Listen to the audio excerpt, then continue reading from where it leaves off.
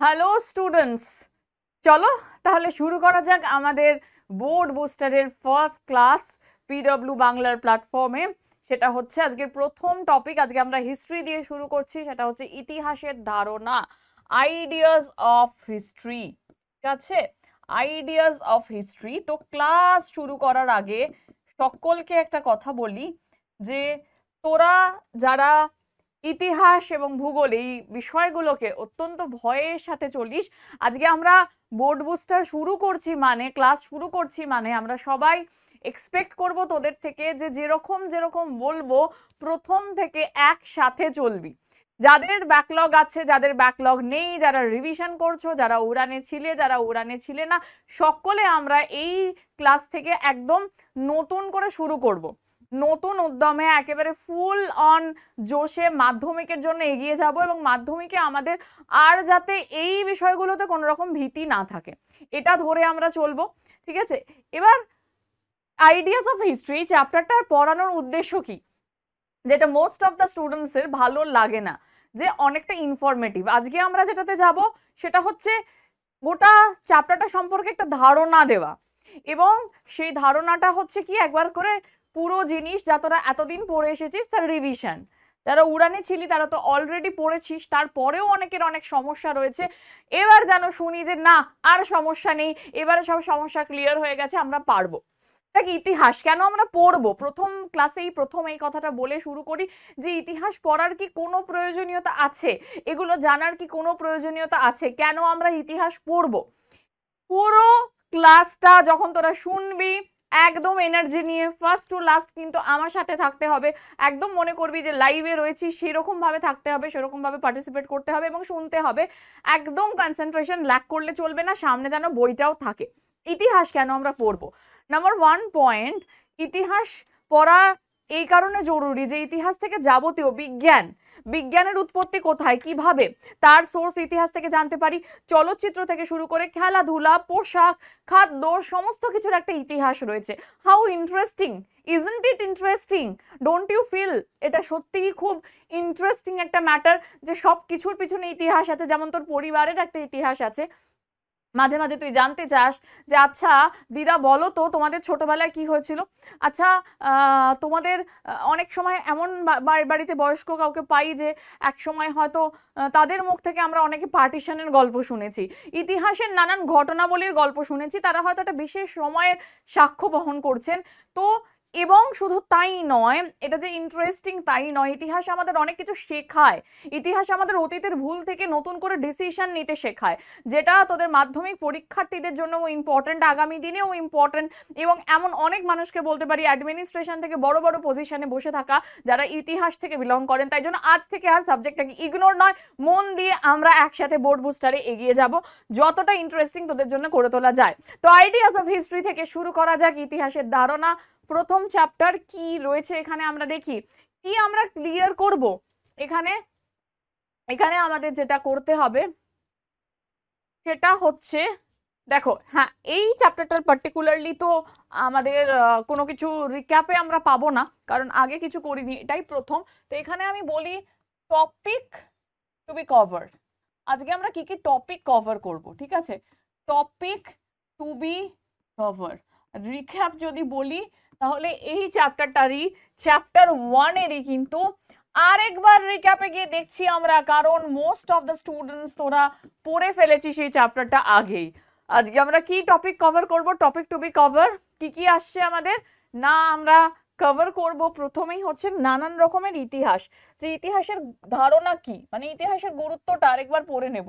হ্যাঁ, ইতিহাসের যে গুরুত্ব সেটা জানতে পারবো, তার সাথে রিলেটেড যা যা শাখা রয়েছে ইতিহাসে, ফর এক্সাম্পল ধর খাদ্যের ইতিহাস, ঠিক আছে, খাদ্যের ইতিহাস, ইতিহাসের যে ইভলিউশন হচ্ছে, হিউম্যান সভ্যতার যে ইভলিউশন হচ্ছে, খাদ্যের ইতিহাস, হ্যাঁ, ফুড হিস্ট্রি, খেলাধুলার ইতিহাস, এবং তার সাথে চলচ্চিত্রের ইতিহাস, বিজ্ঞানের ইতিহাস, এই সবটা চলচ্চিত্রের অর্থাৎ কিনা সিনেমা মুভি, চলচ্চিত্রের ইতিহাস, খাদ্যের ইতিহাস তো আগেই বললাম বোধহয়, আর যাচ্ছে ইয়েস, বিজ্ঞানের ইতিহাস, স্থাপত্যের ইতিহাস, বিজ্ঞানের ইতিহাস, স্থাপত্যের ইতিহাস, এই সবটা নিয়ে আমরা ওভারঅল আলোচনা করব।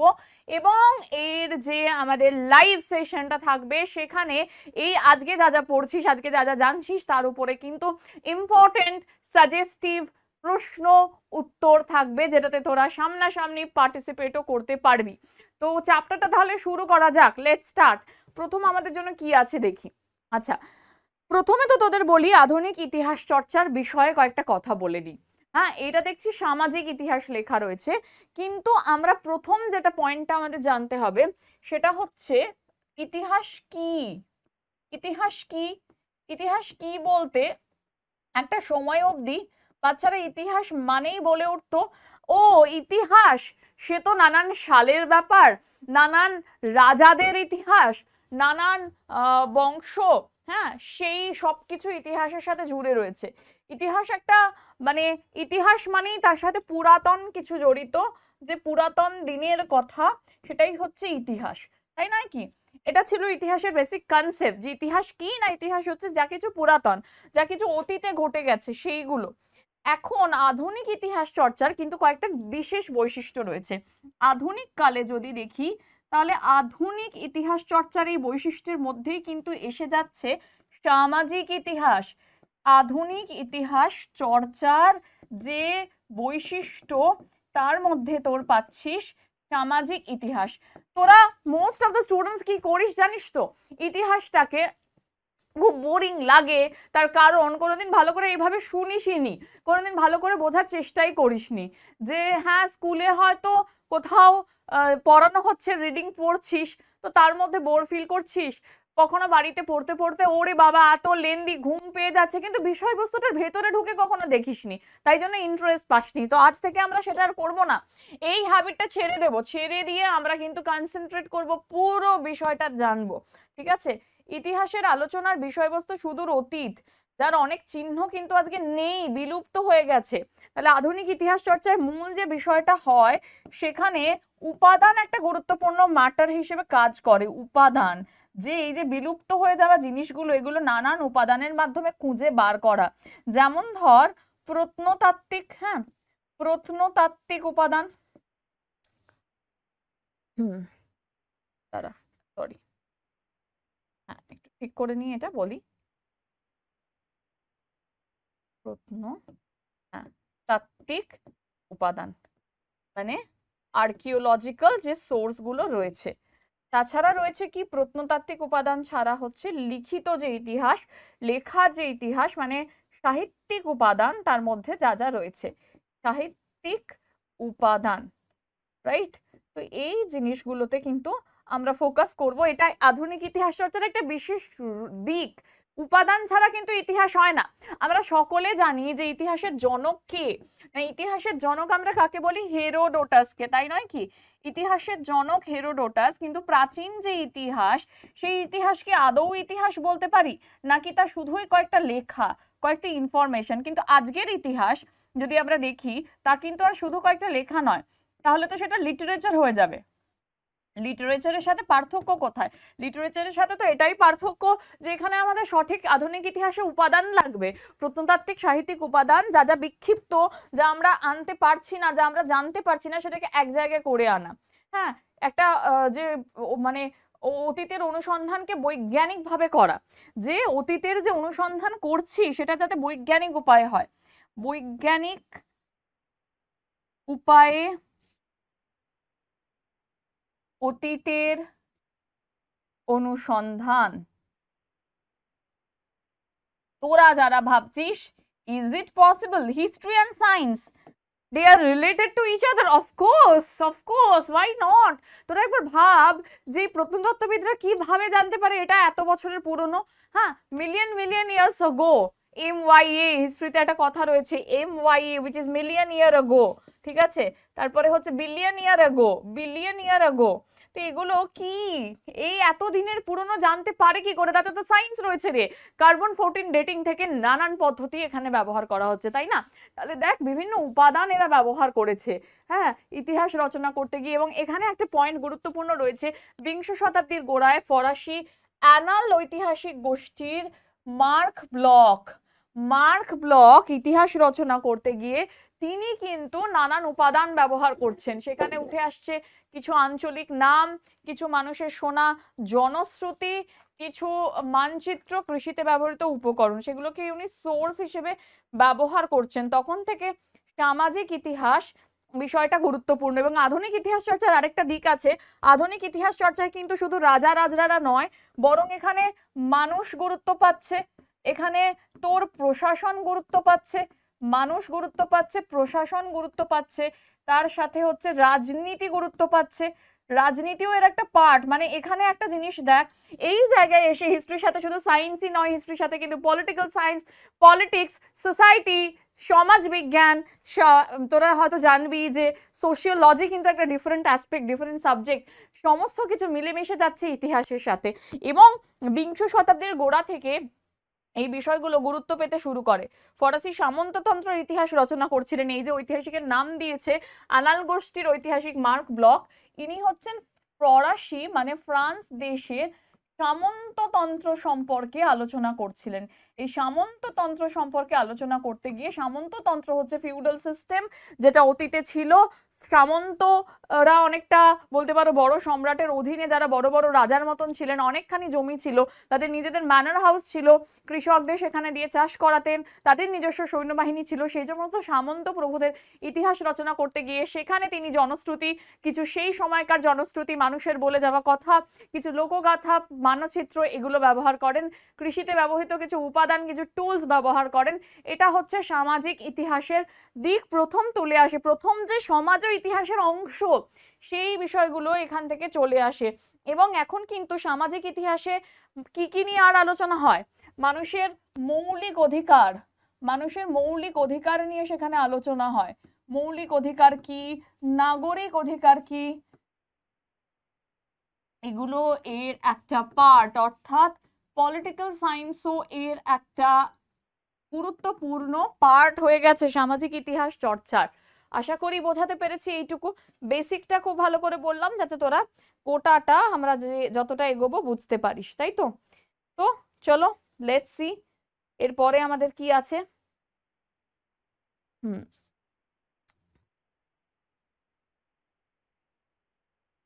খেলার ইতিহাস। কি দেখতে পাচ্ছিস ছবিতে? পাশা খেলা হচ্ছে, হ্যাঁ। এবং পাশা খেলা ছাড়াও মহাভারতের একটি সেই বিখ্যাত দৃশ্য দেখতে পাচ্ছিস যেখানে পাশা খেলায় বাজি রাখা হয়েছিল। হ্যাঁ, এগুলো তো তোদের জানা গল্প, কিন্তু এটাও কি ইতিহাসের পার্ট? অবশ্যই ইতিহাসের পার্ট। আচ্ছা, তোরা ভাবছিস তাহলে যে রামায়ণ মহাভারত কি ইতিহাস নাকি কি? রামায়ণ মহাভারত বিষয়টা আসলে কি? তো সেখানে যদি বলি যে জানিস তো রামায়ণ মহাভারত ইতিহাসের, প্রাচীনকালের ইতিহাসের দুটো সবচেয়ে বড় সোর্স। কারণ রামায়ণ মহাভারত ইতিহাসের দৃষ্টিভঙ্গিতে, বিজ্ঞানের দৃষ্টিভঙ্গিতে যতটা না এটা হচ্ছে যে মানে কি বলবো, আমরা যে পৌরাণিক কাহিনী বলি সেখানের থেকে অনেক বেশি সেই সময়কার তৎকালীন সমাজ জীবন, তৎকালীন মানুষের জীবন কেমন ছিল, তৎকালীন বিবাহ পদ্ধতি কেমন ছিল, তৎকালীন রাজনীতি কেমন ছিল, সেটা কিন্তু আমাদের কাছে তুলে ধরে। ঠিক আছে, তো এবারে আমরা জানবো খেলার ইতিহাস। আচ্ছা, খেলাধুলো তোরা কি মনে করিস যে সত্যি একটা ইম্পর্টেন্ট পার্ট অর নট? আচ্ছা, এর মাঝে তোদের আরেকটা প্রশ্ন হয়তো মনে মনে অ্যারাইজ করছে, তার উত্তরও আমি দিয়ে দেবো। অনেক বাচ্চারাই ভাবছিস যে আচ্ছা ম্যাম, ওই যে লেখা ছিল যে অ্যানাল স্কুল বা অ্যানাল গোষ্ঠী, সেটা কি? অ্যানাল গোষ্ঠী হচ্ছে একটা ফ্রান্সের পত্রিকা গোষ্ঠী। ঠিক আছে, পত্রিকা গোষ্ঠী, এটা একটু বলে দিই। অ্যানাল গোষ্ঠী, এই যে অ্যানাল গোষ্ঠীর ঐতিহাসিক বলেছে, এটা হচ্ছে একটা গ্রুপ অফ পত্রিকা ছিল। সেই পত্রিকা গোষ্ঠী থেকে এনারা বিলং করতেন, যেটা ছিল অ্যানাল গ্রুপ অফ হিস্ট্রি। ঠিক আছে, তো এবার আমরা খেলার ইতিহাসে যেটা বলছিলাম, খেলার ইতিহাসে চলে যাই। খেলাধুলো কিন্তু শরীর চর্চার একটা গুরুত্বপূর্ণ অংশ। হ্যাঁ, এই যে খেলাধুলোর কথা আমরা বলছি, তোরা তো অনেকেই খেলতে ভালোবাসিস কি? অনেক সময় ক্লাসে আগে যখন মানে উড়ানে ক্লাস নিতাম বা ইউটিউবের লাইভেও অনেক সময় দেখেছি, তোরা হচ্ছে সেই দিনকে কোনো ম্যাচ থাকলে গুরুত্বপূর্ণ সেটা নিয়ে আলোচনায় মেতে যাস যে আজকে কার খেলা রয়েছে, কি রয়েছে। এবং খেলা তো চলছেই, খেলা তো আমাদের চলতেই থাকে নানান রকম। তো খেলা মানে কিন্তু একটা খেলা নয়, আজকে যে আমরা ফুটবল ক্রিকেট দেখি, ফুটবল ক্রিকেট ছাড়াও খেলাধুলো কিন্তু মানে প্রচুর, তার যদি মানে আদি ইতিহাস দেখি, খেলাধুলোর একটা ইতিহাস রয়েছে। তো খেলাধুলোর কথা যদি বলি তাহলে কত ইন্টারেস্টিং না? খেলাতে যারা ইন্টারেস্ট আছে তারা তো ইন্টারেস্ট পাচ্ছিস, তোরা জানিসই না খেলাধুলোরও কত ইতিহাস আছে। দেখবি যখন মানে তোরা ক্রিকেট সম্পর্কে যারা খুব উৎসাহী তারা অনেক সময় খবর রাখিস যে আচ্ছা অনেক আগে ক্রিকেটের, এর আগে কি ক্যাপ্টেন ছিল, তার আগে কি ক্যাপ্টেন ছিল, কোথায় কবে 100 সেঞ্চুরি হয়েছে, কোথায় কবে আর কি কি হয়েছে, কে কত রান করেছেন, এর ডিটেলসগুলো যেমন জানি, সেটাও কিন্তু খেলার ইতিহাসেরই একটা পার্ট। ঠিক সেরকম কোথা থেকে এই খেলাটার উৎপত্তি কোনোদিন খোঁজা দেখেছিস? তোরা তো কথায় কথায় এখন সার্চ করে সবকিছু দেখিস। তো এই বিষয়গুলোতে একটু ইন্টারেস্ট ক্রিয়েট কর, তাহলে দেখবি সাবজেক্টের প্রতিও একটা ইন্টারেস্ট আসবে। তো খেলাধুলো কিন্তু বেসিক্যালি শরীর চর্চার একটা অঙ্গ। খেলাধুলো হচ্ছে শরীর চর্চার সাথে অঙ্গাঙ্গিভাবে জড়িত, শরীর চর্চার অঙ্গ। এবং এই ক্লাসগুলো যদি ভালো করে শুনিস তাহলে শুধুমাত্র ম্যাম বা স্যারেরা স্পুন ফিডিং করিয়ে দিলেই মানে একদম চামচে তুলে আনসারটা খাইয়ে দিলেই লিখতে পারবি তা নয়। Concept is the power. If you have the concept, কোনো আনকমন কোয়েশ্চেন চলে এলেও তো পুরো চ্যাপ্টারের কনসেপ্টটা তোর কাছে আছে, তুই কিন্তু পয়েন্ট করে ওটাকে ঠিক বুদ্ধি করে লিখতে পারবি। তার সাথে যেন 2-4টে ইম্পর্টেন্ট ইনফরমেশনও থাকে, এটা দেখতে হবে। আচ্ছা, আমরা খেলাধুলোর ইতিহাসে চলে যাই, সেটা হচ্ছে সিন্ধু সভ্যতা থেকে শুরু করি। সিন্ধু সভ্যতায় যেমন ছিল পাশা খেলা, ষাঁড়ের লড়াই, রথ চালনা, এগুলো সিন্ধু সভ্যতা থেকে। এই যে পাশা খেলায় সিন্ধু সভ্যতা থেকে চলে আসছে। তো সিন্ধের যুগে মানে হচ্ছে ইন্দাস ভ্যালি সিভিলাইজেশন, মানে হরপ্পা সভ্যতার যুগের কথা যদি বলি তাহলে সিন্ধু সভ্যতা থেকে চলে আসছে কি? পাশা খেলা। পাশা খেলা সেই সময়ও হতো, যতটুকু শোনা যায়, যতটুকু রেফারেন্স পাওয়া যায় সেই সময়। কারণ এই ইনফ্যাক্ট লুডো বা দাবার মতন কিছু জিনিসপত্র সেখানে পাওয়া গিয়েছিল। পাশা খেলা, তারপরে এটা জানা যায় যে কিছু অনেক সময় ছবির রেফারেন্স থেকে এগুলো আমরা বুঝতে পারি। এই আদি যুগে যে ষাঁড়ের লড়াই ব্যাপারটা ভীষণ হতো, হ্যাঁ, ষাঁড়ের লড়াই, তারপরে হচ্ছে রথ চালনা, এই বিষয়গুলো না তখন থেকেই শুরু হয়ে যায়। এমনকি মানে রোম গ্রিসেও বিভিন্ন খেলার একটা প্রচলন ছিল, ঠিক আছে। তারপরে হচ্ছে মহাভারতের যুগে যদি দেখি সেখানেও পাশা খেলা ছিল, দাবা ছিল, মল্লযুদ্ধ ছিল, ঠিক আছে। মহাভারত এর সময়টা বা রামায়ণ মহাভারত বা যদি বৈদিক যুগের সময় থেকে বলি, মহাভারতের সময়টাও আমরা দেখবো যে পাশা খেলা, দাবা খেলা,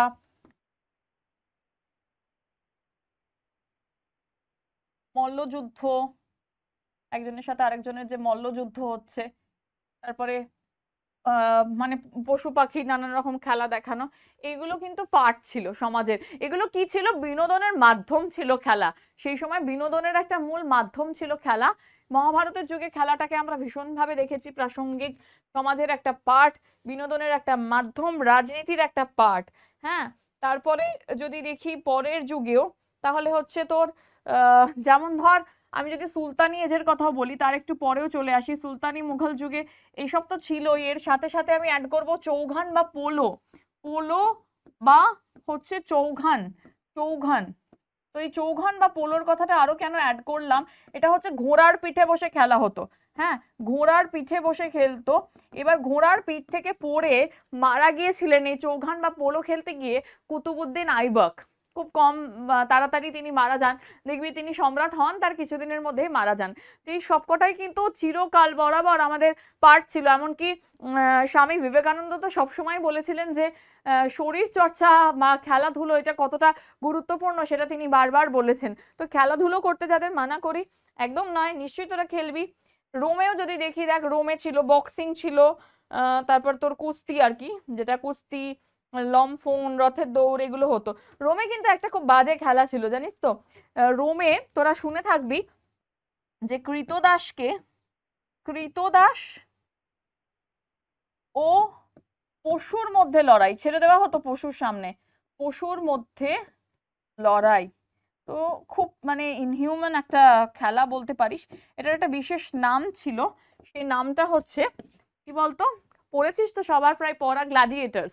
হ্যাঁ, গ্ল্যাডিয়েটর বলা হয়, এটার নাম হচ্ছে গ্ল্যাডিয়েটর। গ্ল্যাডিয়েটর লিখে দিই এখানে, গ্ল্যাডিয়েটর। তারপরে খেলার ইতিহাসে যদি আরো এগোই তাহলে দেখতে পারবো খেলার ইতিহাসেরই পার্ট হিসেবে, আচ্ছা সেটা হচ্ছে যে অলিম্পিকের কথা বলবো। যে এই অলিম্পিক কবে শুরু হলো, আন্তর্জাতিক স্তরে পৌঁছালো হচ্ছে অলিম্পিকের হাত ধরে। অলিম্পিক কোথায়, অলিম্পিক কোথায় হতো, প্রাচীন গ্রিসে। গ্রিসে তোর অলিম্পিক শুরু হয়, প্রাচীন গ্রিসে অলিম্পিক শুরু হয়। গ্রিসে বা প্রাচীনকালে দেখবি কিছু ওই মানে দর্শকদের দেখার মতন এরকম কিছু গ্যালারি পাওয়া গেছে, যেগুলো হচ্ছে এই বিনোদনের মাধ্যমগুলো সেখানে হতো, খেলাধুলো বা এগুলো হচ্ছে সেখানে হতো। যাই হোক, অলিম্পিকের কথা বলছিলাম, 76 খ্রিস্টপূর্বাব্দে অলিম্পিক শুরু হয়। কবে না, এখানটা লিখেছি 776 খ্রিস্টপূর্বাব্দে। খ্রিস্টপূর্বাব্দ মানে হচ্ছে যেটাকে আমরা ইংরেজিতে বিসি বা বিসি লিখি, বিফোর ক্রাইস্ট ও বিফোর কমন এরা, before the birth of Christ, এই সময়টাকে আমরা খ্রিস্টপূর্বাব্দ বলে থাকি ইতিহাসে। ঠিক আছে, গ্রিস এর অলিম্পিক 776-এ শুরু হয়। অলিম্পিক কতটা ইম্পর্টেন্ট একটা গেম সেটা তোরা জানিস। অলিম্পিক এখনো পর্যন্ত তোদের এটার সম্পর্কে ধারণা রয়েছে যে অলিম্পিক মোটামুটি কত না 4 ইয়ার্স গ্যাপে গ্যাপে অলিম্পিক হয়, তাই নয় কি, 4 ইয়ার্স গ্যাপে গ্যাপে অলিম্পিক অনুষ্ঠিত হয়। তো অলিম্পিক সম্পর্কে তোরা এটা জানিস। এবং 490 খ্রিস্টপূর্বাব্দে গ্রিসে কিন্তু ম্যারাথন শুরু হয়েছিল। এই গ্রিসেই 490 খ্রিস্টপূর্বাব্দে শুরু হয় ম্যারাথন। ম্যারাথন দৌড় প্রতিযোগিতার কথা তোমরা সকলেই কম বেশি শুনেছো। এই ম্যারাথন শুরু হয় 490 বিসিতে। এটাও কোথায় শুরু হয়, এটাও শুরু হয় কিন্তু এটারও সূত্রপাত হয় গ্রিস দেশ থেকে। তো আশা করি যা যা পয়েন্টস এখানে ডিসকাস করলাম তাতে খেলাধুলোর ইতিহাসের একটা বেসিক ধারণা তোমাদের হলো, রাইট? তো চলো এবার চলে যাই পরেরটাতে। কে কি এতদিন পড়েছো এবার বুঝতে পারছো, যে যাদের মনে কোয়েশ্চেন ছিল যে একদম পড়া হয়নি, একদম ব্যাকলগ আছে, খুব তো ফাঁকি দিয়েছি ম্যাম, এই পুজো সেই পুজো অনেক মজা করে ফেলেছি, এইবারে বুঝতে পারছি, এখন তো চোখের জলে নাকের জলে, তাহলে চোখের জলে নাকের জলে আর হওয়ার কারণ নেই, কারণ আমরা কিন্তু একদম ডেপথে গিয়ে প্রত্যেকটা টপিককে কভার করার চেষ্টা করব তোদের জন্য।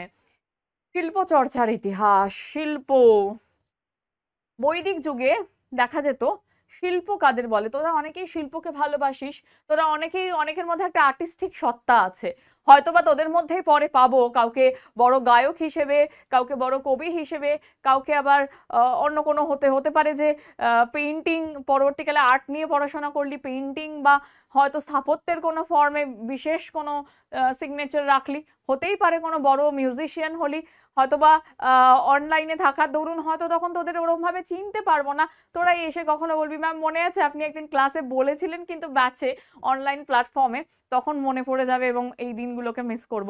তো শিল্প চর্চারও একটা ইতিহাস আছে, অফকোর্স আছে বৈদিক যুগে। আচ্ছা আমি একটা কথা বলি যেটা আমার মনে হয় বা ইটস ট্রু, তোরা দেখবি মিলিয়ে, যে শিল্প চর্চার ইতিহাসের কথা বলতে গেলে এই প্রথম, যেমন আবৃত্তির কথা বলি, আবৃত্তি যে একটা শিল্প বা এই যে কথা বলাটাও একটা শিল্পের মধ্যে পড়ে, এটা কবে থেকে এলো জানিস না? বৈদিক যুগে সেই যে মন্ত্র উচ্চারণ করা হতো, ঋগ্বেদে নানান রকম স্তোত্র থাকতো, সেখান থেকে যে মন্ত্র উচ্চারণ করা হলো, সেই মন্ত্রই হচ্ছে আদি আবৃত্তির জন্ম। এমনকি ঋক, সাম, যজুর, অথর্ব, এই যে 4টে বেদ, তার মধ্যে সামবেদের কথা যদি বলি, সামবেদে রয়েছে মিউজিক। এই যে সামবেদ, সামবেদে হচ্ছে শামান থেকে এসেছে, শামান মানে হচ্ছে মেলোডি, এর মধ্যে রয়েছে মেলোডি বা মিউজিক বা সুর বা সঙ্গীত, এর উদ্ভাবনই এখান থেকে, সুরের, এই যে প্রথমে মন্ত্র এবং মন্ত্র থেকে সুরের একটা উদ্ভাবন, এমনকি নৃত্যশিল্প এর পার্ট, নৃত্যশিল্পও কিন্তু এখান থেকেই। তো বৈদিক যুগে দেখা গেছে যেমন শিল্পী হিসেবে গোথি নামক এক দল পেশাদার শিল্পী সামন্ত প্রভুদের উদ্দেশ্যে বন্দনা হতো। আগেকার দিনে দেখ একটা সময় ছিল, এমনকি এটা সামাজিক ইতিহাসের ক্ষেত্রেও সত্য, একটা সময় ইতিহাস মানেই আমরা জানতাম রাজাদের উত্থান পতন, রাজার জন্ম, রাজার মৃত্যু, সবকিছু রাজাকে related. But নাওয়াডেজ it's completely a wrong and vague concept. শুধু রাজা নয়, হ্যাঁ বলতে পারি সময় চেঞ্জ হয়েছে, এখন তো রাজা কেন্দ্রবিন্দুতে নেই, এখন রাজা ব্যাপারটাই এক্সিস্ট করে না, কিন্তু তাও একটা সময় থেকে বোঝা গেল, যেমন ধর তোদের ফর এক্সাম্পল বলি, যে যখন রোমান সাম্রাজ্যের পতন হলো, রোমান সাম্রাজ্যের পতনের পরে মানে এই যে বিরাট রোমান এম্পায়ার ছিল তার পতন হলো এবং সেটা চলে আসলো অটোমান রোমান সাম্রাজ্যের পতন, এবং সেখানে একটা মানে মুসলিমদের সেটা ক্যাপচার করে নেওয়া, এই যে ব্যাপারটা রয়েছে। তো সেই সময় প্রচুর গ্রিক স্কলার, প্রচুর রোমান স্কলাররা তারা পালিয়ে গেল, এবং তারা পালিয়ে বেশিরভাগ চলে এসেছিল ইটালিতে। এবং ইটালির লাইব্রেরিগুলোতে তাদের যে পুঁথিপত্র জিনিসপত্রগুলো সংগৃহীত হয় এবং তাদের যে আইডিয়াস, যে নলেজগুলো স্প্রেড হতে থাকে, সেখান থেকে কনসেপ্ট একটা অ্যারাইজ করলো, যেটা হচ্ছে যে রেনেসা বলে পরিচিত, নবজাগরণ বলে পরিচিত। এই যে রেনেসা বা নবজাগরণের কনসেপ্টের কথা যদি আমরা বলি, এই রেনেসা বা নবজাগরণ কিন্তু সমগ্র ইউরোপে ধীরে ধীরে স্প্রেড করেছিল। মানুষের সাবজেক্ট ম্যাটার থেকে তখন শুধু রাজা ব্যাপারটা সরে গিয়ে তার জায়গায় জায়গা করে নিল, রাজার জায়গায় যে মানুষ, মানুষ একটা সত্তা। মানে ইনফ্যাক্ট শিল্পীরা যারা পেইন্টার তারাও হিউম্যান বডিকে আঁকছে, বডি স্ট্রাকচার আঁকছে, বডির ভেতরে কি থাকে, হিউম্যান ফিগারে কি থাকে সেটা আঁকছে, ঠিক আছে। মানুষের দুঃখ, মানুষের কষ্ট, মানুষের বর্ণনা সেখানে জায়গা করে নিচ্ছে। হিউম্যান বিইংকে রাজা জায়গায় হিউম্যান বিইংকে গুরুত্ব দেওয়া হচ্ছে। কিন্তু এই সামবেদের যুগেও আমরা, এই বৈদিক যুগেও আমরা দেখছি যে সেই সময়ও সামন্ত প্রভু বা রাজার মতন যে কনসেপ্টটা রয়েছে তাদেরকে বন্দনা করে তখনও গাওয়া হতো, তাদেরকে বন্দনা করা, তাদেরকে প্রেজ করা হতো। We always like to praise, যারা আমাদের উঁচু জায়গায় রয়েছে তাদেরকে প্রেজ করতে পছন্দ করি, এখানেও তাই হতো। গুপ্ত যুগে ধ্রুপদী সঙ্গীতের একটা প্রচলন কিন্তু শুরু হয়ে যায় গুপ্ত যুগ থেকেই। পাল ও সেন যুগে দেখা গেছে ধর্মীয় সঙ্গীতের পাশাপাশি লোকসঙ্গীত সেই সময় থেকে স্প্রেড করতে শুরু করে। লোকগান আমরা জানি, বা বিভিন্ন বাউল গান রয়েছে, বিভিন্ন লোক গান রয়েছে, লোকসঙ্গীত গ্রামাঞ্চলে ভীষণভাবে ফেমাস। তো সেগুলোর সেই সময় থেকে প্রচলন ঘটে। এবং পাল সেন যুগ মানে আমরা জানি পাল সেন মোটামুটি এরা বাংলাতেই বিলং করতো। পাল, গোপাল হচ্ছে পাল বংশের প্রতিষ্ঠাতা, তাই না? সেন বংশের বল্লাল সেন ছিলেন সেন বংশের, যিনি কিনা কৌলিন্য প্রথা চালু করেছিলেন। এরা মোটামুটি ওই ধর মালদা, নদিয়া এই সমস্ত জায়গার মানুষ। তো এরা এই সময় লোকসঙ্গীতের প্রচলন ঘটে।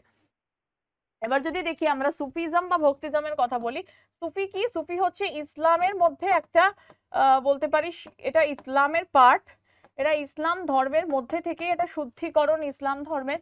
এবং এরা হচ্ছে সুফি বা ভক্তি, এরা উভয়ই বিশ্বাস করতেন যে সমস্ত মানুষ হচ্ছে এক ঈশ্বরের কাছে। ভক্তিও যদি বলি, ভক্তিবাদের প্রচার করেন হচ্ছে, এটা হচ্ছে হিন্দু ধর্মের একটা পার্ট, একটা স্পেসিফিক ভগবানকে নিয়ে, সেখানে কোনো জাত পাত ধর্ম থেকে বেরিয়ে এই মানে এদের কাছে ভগবান হচ্ছে সবার জন্যে। এরাও নানান রকম সুফিজমে, সুফি গান আছে নানান রকম, দেখবি সুফি সঙ্গীত আছে। এই সুফি বা ভক্তি গীতিগুলো প্রচার পেতে থাকে, যেমন কবিরের দোহা। আমরা যদি শ্রী চৈতন্যের কথাও বলি, শ্রী চৈতন্য তো ভক্তিজমের একজন অন্যতম প্রচারক, এবং শ্রী চৈতন্যের যে বিশেষ বৈষ্ণব সম্প্রদায় রয়েছেন এবং বৈষ্ণবদের আলাদা বেশ কিছু গান রয়েছে, এবং এরা এই গানের মধ্যে দিয়ে কিন্তু একেশ্বরবাদী ঈশ্বর সাধনা করেছেন। একেশ্বরবাদী ঈশ্বর সাধনা, এক ঈশ্বর অর্থাৎ কিনা এখানে চলে আসছে মনো বা মনোথিজমের কনসেপ্ট, যেটা পরবর্তীকালে রাজা রামমোহন রয় ফেমাস করেছিলেন, মনোথিজম। এক ঈশ্বর, এক ঈশ্বর একমেব অদ্বিতীয়ম, এক এবং অদ্বিতীয় ঈশ্বর, এই সঙ্গীতকে প্রাধান্য দিয়েছেন। মুঘল দরবারে উল্লেখযোগ্য শিল্পীরা ছিলেন সুরদাস, রামদাস, হীরাদাস, রাজবাহাদুর প্রমুখ। মুঘল দরবারে বিশেষ করে আকবরের সময় প্রায় ৩৬ জন গায়ক ছিলেন, তার মধ্যে যার নামটা আমি এখানে লিখিনি, কে বলতো? ইউ অল নো কে? যার গানে বৃষ্টি আসতো, মেঘ মল্লার, যার গানে নাকি আগুনও জ্বলতো, কে তিনি? বিখ্যাত সঙ্গীতজ্ঞ আকবরের সময়। এ কি আর বলে দিতে লাগে, তোরা সবাই জানিস।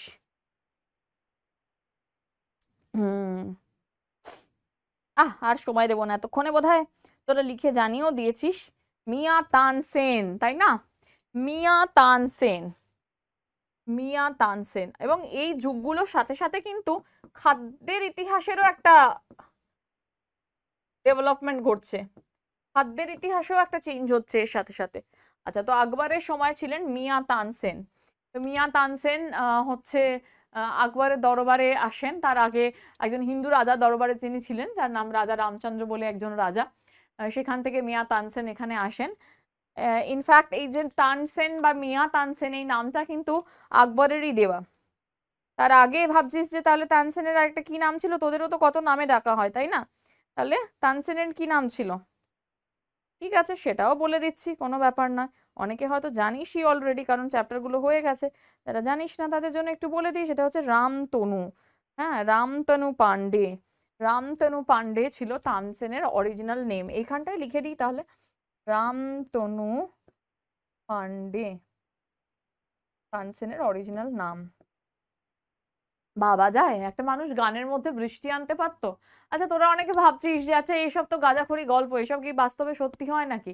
গানের মধ্যে বৃষ্টি আসে? সুর এমন একটা জিনিস জানিস তো, সুর সাধনা বা উচ্চারণ এমন একটা জিনিস যেটা কিন্তু মানুষকে, দেখবি তুই খুব খারাপ ভাবে একজন একটা কথা বলছে, উচ্চারণই ঠিক নেই, যা খুশি বলছে, তোর না শুনতেই ইচ্ছে করবে না, সেখানে একটা কনসেন্ট্রেশন ব্রেক করবে, অন্যদিকে তাকাবি, এটা ওটা দেখবি, কিন্তু খুব মানে কথা এমন একটা জিনিস, সুর এমন একটা জিনিস যে তোকে তাকাতে বাধ্য করবে, মানে খিচকে রাখনা যেটাকে বলে আর কি।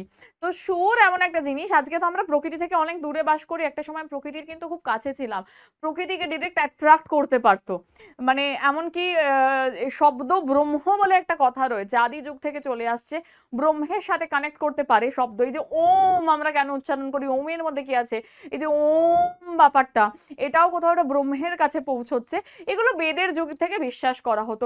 এবার এরকম এইসব নিয়ে নানান রিলিজিয়ানে নানান রকমের ব্যাখ্যা রয়েছে, কোনোটার সাথেই দ্বিমত নেই, এক একটা জায়গায় শুধু এক এক রকম ব্যাখ্যা, আর কিছুই নয়। তো সেখানে দেখ, এখানেও তাই ধর্ম বর্ণ সমস্ত মিলেমিশে একাকার হয়ে যায় শিল্পের কাছে, শিল্পীর কাছে, তাই নয় কি? দেশের বিভিন্ন প্রান্তে বিভিন্ন ধারার সঙ্গীতের প্রচলন ঘটে, ইয়েস, এখনো যেটা রয়েছে, যেমন গজল সঙ্গীত রয়েছে, ভজন রয়েছে, মীরার ভজন যেমন ভীষণ ফেমাস হয়েছিল, তিনিও ভক্তিবাদীদের মধ্যে অন্যতম। ঠুংরি রয়েছে, টপ্পা রয়েছে, লোকগান রয়েছে, তোতাপুরি, সাঁওতালি, আসামিয়া, এই সমস্ত নানান রকম গান রয়েছে। এবং এর সাথে আর একটা দুটো না বললেই নয়, সেটা হচ্ছে একটা এরা আসে, বিশেষ করে বেঙ্গলের ক্ষেত্রে, যে সময়টায় দুটো গান দুদিক থেকে ফেমাস হয়, যা এখনো আমাদের মননে ভীষণভাবে রয়েছে। একদিকটায় হচ্ছে রবীন্দ্রসঙ্গীত, একটা গানের যে এরাটাকে সম্পূর্ণভাবে বদলে দিল রবীন্দ্র গান, এবং তার সাথে আরেকটা সময় এলো, সেটা হচ্ছে নজরুল গীতি, রবীন্দ্র গীতি এবং নজরুল গীতি, এই দুটো দিক যদি আমরা দেখি, এবং দুটি মানুষেরই শুধু গান নয়, কবিতাতেও একটা বিশাল ভূমিকা রয়েছে, রবীন্দ্র নাটকের একটা বিশাল ভূমিকা রয়েছে। রবীন্দ্রনাথ বিচরণ করছেন ইনফ্যাক্ট সাহিত্যে, ইনফ্যাক্ট ছোট গল্পে, ইনফ্যাক্ট মানে তার বিরাট জায়গায় জুড়ে বিচরণ। ঠিক আছে, তো এই হলো শিল্প চর্চার ইতিহাস আমাদের। এবারে আমরা দেখি নৃত্য গীতের কথা বলি, আর এর সাথে সাথে কিন্তু এই প্রত্যেকটা যুগের সাথে সাথে ইভলভ করছিল খাওয়া দাওয়া, তো ফুড লাভার্স ডোন্ট ফরগেট। আমি যদি খাওয়া দাওয়ার কথা বলি বা খাদ্যের ইতিহাসের কথা বলি, খাদ্যের ইতিহাসের কথা বলতে গেলে যেটা বলতে হবে যে আচ্ছা, আরেকটা জিনিস আমি বলতে ভুলে গেলাম, তোদের একটু বলে দিই, সেটা হচ্ছে সামাজিক ইতিহাস চর্চার একটা বিশেষ বিষয় কিন্তু নিম্নবর্গের ইতিহাস চর্চা। সামাজিক ইতিহাস চর্চার দিকটা যদি দেখি, এত কিছু রয়েছে, কোনটা ছেড়েছে কোনটা বলবো, হ্যাঁ, সেটা হচ্ছে এর আরেকটা বিশেষ দিক হচ্ছে নিম্নবর্গের ইতিহাস চর্চা। মানে সমাজের পার্ট কিন্তু সব রকমের মানুষ, সেখানে কোনো উচ্চ বর্ণের মানুষ নয়, নিম্নবর্গের ইতিহাস চর্চা, যেটাকে আমরা সাবঅল্টার্ন স্টাডিজ বলে থাকি। নিম্নবর্গের ইতিহাস চর্চা বা সাবঅল্টার্ন স্টাডিজ, এটা নিয়ে যেমন বিভিন্ন বিখ্যাত ঐতিহাসিক রয়েছেন যারা ক্রমাগত কাজ করে চলেছেন, যেমন ফর এক্সাম্পল যেটা বলতেই হয় সেটা হচ্ছে রণজিৎ গুহ, তার selected subaltern studies, Partha Chattopadhyay, ঠিক আছে, গৌতম ভদ্র, এরা নিম্নবর্গের ইতিহাস চর্চা করে চলেছেন। Ranajit Guha subaltern studies, subaltern,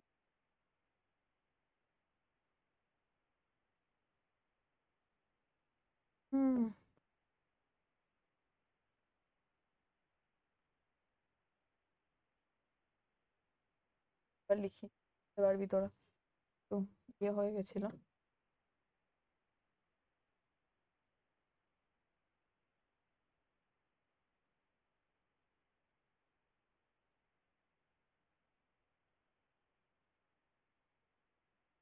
যে চ্যাপ্টারটা পড়তে তোদের মোটামুটি অনেকগুলো দিন লেগেছিল, সেটাকে যতটা সম্ভব একটা ক্লাসের মধ্যে কম্পাইল করা, এবং তোরা বুঝতেই পারছিস এইটুকু ক্লাস শুনে বুঝে গেছিস, তাতে কিন্তু যত সম্ভব চেষ্টা করছি যাতে একটু ইনফরমেশন তোদের বাদ না পড়ে, সবটা তোরা আরেকবার নতুন করে রিভাইজ করতে পারিস। তো সেখানে কিন্তু তোদেরও সেই এফর্টটা দিতে হবে, রাইট? আছিস তো সবাই সঙ্গে? একদম মন দিয়ে শুনছিস, জানাবি কিন্তু। আচ্ছা, এবার যদি নৃত্যের কথা বলি, নৃত্যের মানে যে ভগবানের কথা যদি বলি, সেটা হচ্ছে নটরাজ। যারা নাচ করো তারা জানো, তারা হয়তো নটরাজের পুজো করেন। হ্যাঁ, নটরাজ। হ্যাঁ, নটরাজ থেকে। এবং নৃত্যের উৎপত্তি কোথা থেকে? এটাও কিন্তু ঋগ্বেদের যুগ থেকেই নৃত্যের উৎপত্তি। বলে নাকি ব্রহ্মা থেকে নৃত্যের উৎপত্তি। ব্রহ্মা ভরতমুনিকে বললেন নৃত্য শাস্ত্র লিখতে। নৃত্য শাস্ত্র ব্রহ্মা বললেন ভরতমুনিকে লিখতে। ভরতমুনি এই নৃত্যশাস্ত্রের উপাদানগুলো কোথা থেকে পেয়েছিলেন? না, শোনা যায় নৃত্য বলতে হ্যাঁ ঋগ্বেদ থেকে নিয়েছিল কিছু শব্দ। ঋগ্বেদ থেকে, এই যে ঋক, সাম, যজুর, অথর্ব, ঋগ্বেদ থেকে নেওয়া হয় শব্দ। যজুর্বেদ থেকে নেওয়া হয় হচ্ছে তার অভিনয়, যে কৌশল, অভিনয়। ঠিক আছে? ঋক। সামবেদ থেকে হচ্ছে যে সঙ্গীত হচ্ছে সামবেদ থেকে নেওয়া হয়। এবং আর বেঁচে রইল অথর্ব বেদ থেকে নেওয়া হলো নৃত্যের যে কলা কৌশল, নৃত্যের যে রস আচ্ছাদন, সেই রস, এই সব মিলিয়ে তৈরি হলো নৃত্য শাস্ত্র, এটা মনে করা হয়। এবং তারপর অতীতকালে যেমন শিবের নৃত্যকে তাণ্ডব নৃত্য, কালীর নৃত্যকে ধ্বংসের নৃত্য, এইসব বলা হতো। এবং শ্রীকৃষ্ণের যে রাসলীলার কথা আমরা জানি, রাধা কৃষ্ণের নৃত্য এবং তার সখীদের সাথে নৃত্য, এসব তো রয়েছেই, প্রাচীনকাল থেকে চলছে। তাছাড়া ভারতবর্ষের বিভিন্ন প্রদেশে এক একটা নাচ এক এক নামে পরিচিত, এটা তোদের মনে রাখতে হবে। যেমন আমরা এখানে দেখতে পাচ্ছি তামিলনাড়ু, মানে সাউথে চলে যাই, সাউথে এই ভারতনাট্যম, হয়তো জানি না তোদের মধ্যে অনেকে শিখে থাকবি, তো ভারতনাট্যম কিন্তু অ্যাকচুয়ালি তামিলের। উত্তর ভারতে রয়েছে কত্থক। উত্তর ভারতে কত্থকও তোরা জানিস যে ধা ধা, মানে যারা গানও জানিস তারাও কত্থকের অনেক সময় ইয়েগুলো মুখস্থ করিস। দক্ষিণ ভারতের হচ্ছে কথাকলিরও একটা বিশেষ ফর্ম রয়েছে। মণিপুরের মণিপুরি নৃত্য, ওড়িশার ওড়িশি, আন্ধ্রের কুচিপুড়ি, কেরলের মোহিনীঅট্টম, প্রত্যেকটা কিন্তু ভীষণ স্কিল বেসড। এটা কিন্তু আমাদের ভাসান ডান্স নয়, হ্যাঁ, ভীষণ রকম স্কিল বেসড। এই প্রত্যেকটা নাচ তার একটা আলাদা তাল আছে, লয় আছে, ছন্দ রয়েছে। পাঞ্জাবে যেমন ভাংরা, গুজরাটে রয়েছে গরবা। ইনফ্যাক্ট উৎসবে, এই যে গরবা রিসেন্ট যে উৎসব হলো, তাতে গরবা নাচ হয়। পশ্চিমবঙ্গের বিভিন্ন জেলায় লোক নৃত্যের প্রচলন রয়েছে, তাই তো, আছে তো। পুরুলিয়ায় যেমন ধর ছৌ, এই যে রয়েছে লেখা, পুরুলিয়ায় ছৌ নৃত্য। তারপরে আদিবাসী নৃত্য যেমন সাঁওতালদের দেখবি আলাদা নৃত্য রয়েছে। তোদের মধ্যে অনেকেই অনেকবার জানিয়েছিস তোরা, তারা হ্যাঁ, অনেকে ওই বীরভূমের থেকে বিলং করিস, ওইদিকে গেলে বা শান্তিনিকেতনের দিকে গেলে অনেক সময় সাঁওতাল নৃত্য দেখতে পাওয়া যায়। তো এইগুলো কিন্তু ভীষণ রকম ফেমাস, বিভিন্ন প্রদেশে ভারতের নানান প্রান্তে লুকিয়ে আছে নানান রকমের নৃত্য শৈলী, নৃত্য কৌশল। এবারে যাব নাটক কারা দেখেছিস আজকের প্রজন্ম আমি জানি না, বেশিরভাগই তো মুভি দেখিস, সিনেমা দেখিস, নাটক খুব একটা দেখিস না। তাহলে নাটক দেখে আসিস। নাটকে কিন্তু আদি অভিনয়ের জন্ম নাটক থেকে। তোরা একটু পরে আর একটু বড় হবি, 11-12-এ উঠবি, ফার্স্ট ইয়ার সেকেন্ড ইয়ারে উঠবি, এবং দেখবি এক একটা সময় এক একটা সিনেমার মানে পাল্টে যায়। 10 বছর আগে যেটা দেখেছিস 10 বছর পরে যদি দেখিস, দেখবি অন্যভাবে সেটাকে দেখবি। সেই সময় তোর মেন্টালিটি চেঞ্জ হয়েছে, সাইকোলজি অনেক চেঞ্জ হয়েছে। ঠিক নাটক এমন একটা জিনিস, নাটক কিন্তু অভিনয়কে অনেক বেশি ম্যাচিওর করে। একজন নাট্যশিল্পী কিন্তু যথার্থ অভিনয়টা জানেন, একদম বেস থেকে তিনি শিখেছেন। তো সেই পার্সপেক্টিভে যদি নাটককে দেখি, নাটক কিন্তু জীবনের বর্ণনা করে। প্রাচীনকাল থেকে নাটক মানুষ দেখতে আসতো, বিভিন্ন জায়গায় জড়ো হতো, নাটকের চরিত্রগুলোর মধ্যে নিজেদেরকে প্রত্যক্ষ করত। তো এবার নাটক সম্পর্কে এখানে কি আছে একটু দেখে নি। আচ্ছা, বলছি।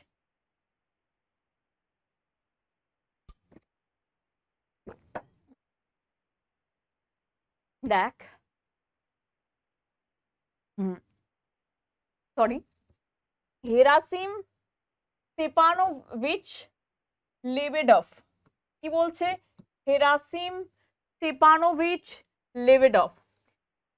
হেরাসিম স্তেপানোভিচ লেবেডফের নামক একজন রুশ পর্যটক কলকাতার ডোমতলা অঞ্চলে বেঙ্গল থিয়েটার নামক একটা মঞ্চ তিনি স্থাপন করেছিলেন। সেখানে 1975-এর 17ই নভেম্বর বঙ্গীয় নটনটীদের দ্বারা কাল্পনিক একটা কি বলে সংকলন, হ্যাঁ, সেটা মঞ্চস্থ করা হয়। কাল্পনিক কিছু সংকলন সেখানে মঞ্চস্থ করা হয়েছিল। সংবদল, দ্য ডিসগাইজ নাম, কাল্পনিক সংবদল মঞ্চস্থ করা হয় এবং সেখান থেকে বাংলার নাটকের পথ চলা শুরু। যেমন একটা খুব ইম্পর্ট্যান্ট নাটকের নাম বলতে পারি, যে এখানে দীনবন্ধু মিত্রের নাম দেখছিস, দীনবন্ধু মিত্রের কি নীলদর্পণ ছাড়া ফেলে দিয়েছিল সেই সময়, হ্যাঁ, এটার ইংরেজি অনুবাদ করার জন্য সেই জেমস লং এর কারাদণ্ড হয়েছিল। তো যাই হোক, 1975-এর 17ই নভেম্বর বঙ্গীয় নটনটীদের দ্বারা প্রথম দ্য ডিসগাইজ নাটকটা মঞ্চস্থ করা হলো। বাংলায় নাটকের আদি যুগ শুরু হয়েছিল মাইকেল মধুসূদন দত্তের হাত ধরে। মাইকেল মধুসূদন কিছু নাটকের ইংরেজি অনুবাদ করেন, দীনবন্ধু মিত্র তার সাথে রয়েছেন, সমকালের আরো কয়েকজন বিখ্যাত নাট্যকার, কিন্তু যার নাম না বললেই নয়, নাটক বললেই একজনের নাম আসবেই, তিনি হচ্ছেন গিরিশচন্দ্র ঘোষ। গিরিশচন্দ্র ঘোষের এই নামগুলো তোদের তো প্রশ্নে আসে ভীষণ রকম, এগুলো মনে রাখবি। যেমন তার সিরাজউদ্দৌলা, তার যে মীর কাসিম, ছত্রপতি শিবাজি প্রভৃতি নাটক তিনি মঞ্চস্থ করেন এবং বিশেষ উল্লেখযোগ্য, সেই সময়ের বিশেষ উল্লেখের দাবি রাখে মানুষের মনে। গিরিশচন্দ্র মানে আজও রয়েছে, নাটক বললে গিরিশচন্দ্রের নাম করা হয় সবসময়, জানবি। এবং পরবর্তীকালে আরো পরের প্রজন্ম, তখন হচ্ছে রবীন্দ্র নাটক চলে এলো। রবীন্দ্র নাটক শুধু মানে একটা নাটকের ক্ষেত্রে তো ভীষণ রকম চেঞ্জ করে দিল, মানে ইনফ্যাক্ট বলতে পারিস রবীন্দ্র নাটক বা এগুলোর হাত ধরেই কিন্তু আধুনিক নাটকের জন্ম। আধুনিক নাটক একটা নতুন রূপ পেলো। যেমন ফর এক্সাম্পল বলতে পারি, অনেকেই চিত্রাঙ্গদা দেখে থাকবি, চিত্রাঙ্গদা, রক্তকরবী, ডাকঘর, এই সবটাই, যেগুলো নিয়ে পরবর্তীকালে মুভি টুভিও হয়। চিত্রাঙ্গদা, ডাকঘর, রক্তকরবী,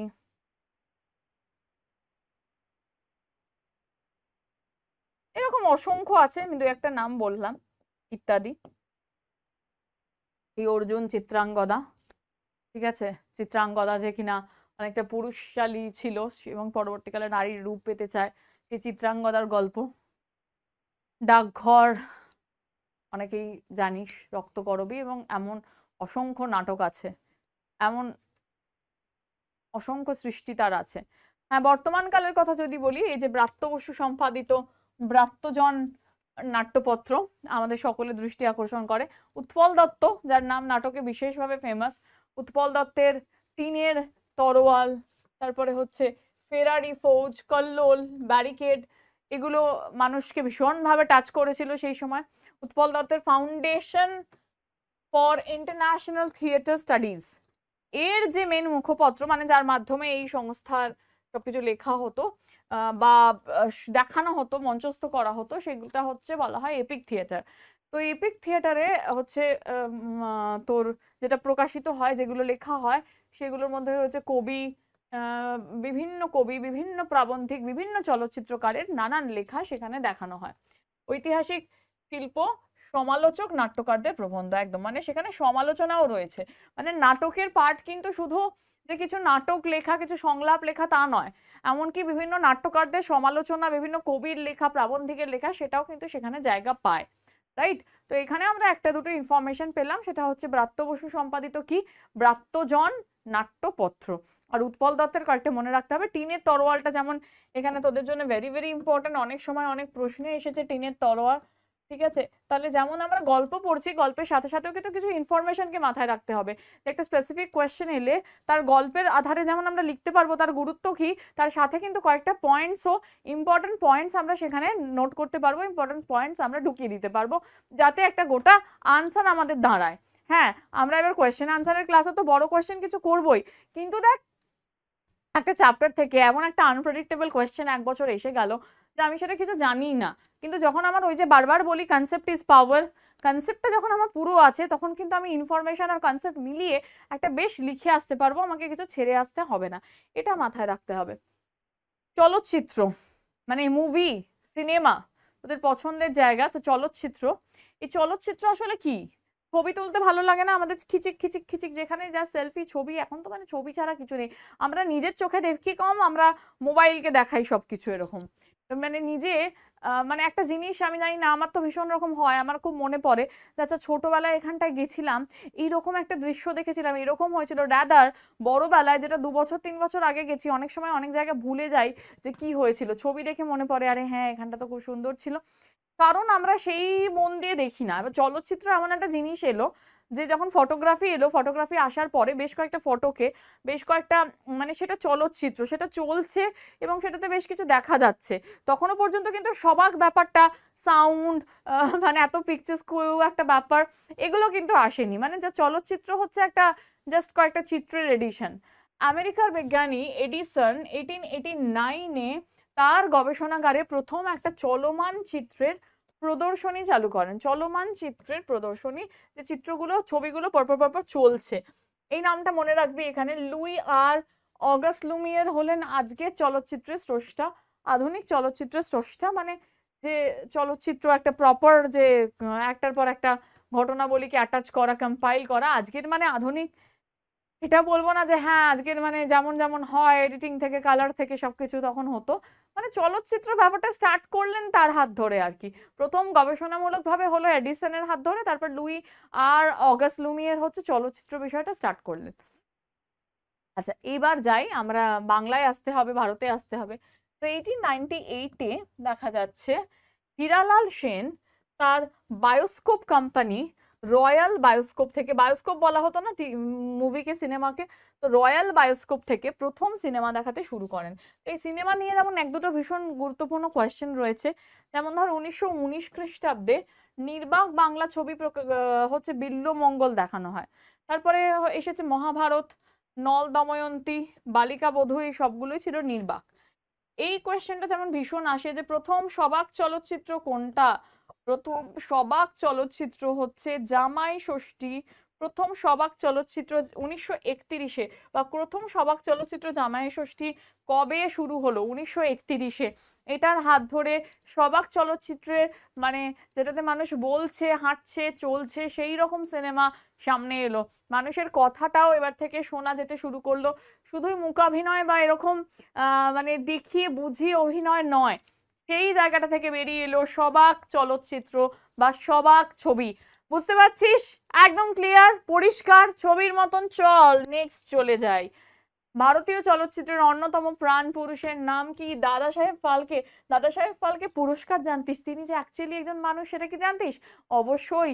দাদা সাহেব ফালকে যে চলচ্চিত্র, সেটা কিন্তু ভীষণ ফেমাস হয় সেই সময়। দাদা সাহেব ফালকে, সত্যজিৎ রায়, এরা সকলেই সেই সময় ভীষণ রকম ফেমাস হন চলচ্চিত্রে, কেমন? তো সেই জন্যে তার নাম থেকে হচ্ছে চলচ্চিত্র মানে সর্বশ্রেষ্ঠ পুরস্কার দাদা সাহেব ফালকে পুরস্কার প্রদান করা হয়। সেই সময় বিখ্যাত যদি আমরা চলচ্চিত্রকারদের নাম বলি, তার মধ্যে দাদা সাহেব ফালকে রয়েছেন, সত্যজিৎ রায় রয়েছেন, তারপর ধর মৃণাল সেন রয়েছেন, ঋত্বিক ঘটক রয়েছেন। এই নামগুলো না বললেই নয়, কয়টা বলি। বিখ্যাত চলচ্চিত্রকারের নাম যদি আমরা বলি, চলচ্চিত্র আর, তাহলে হচ্ছেন ধর মৃণাল সেন, দাদা সাহেব ফালকে,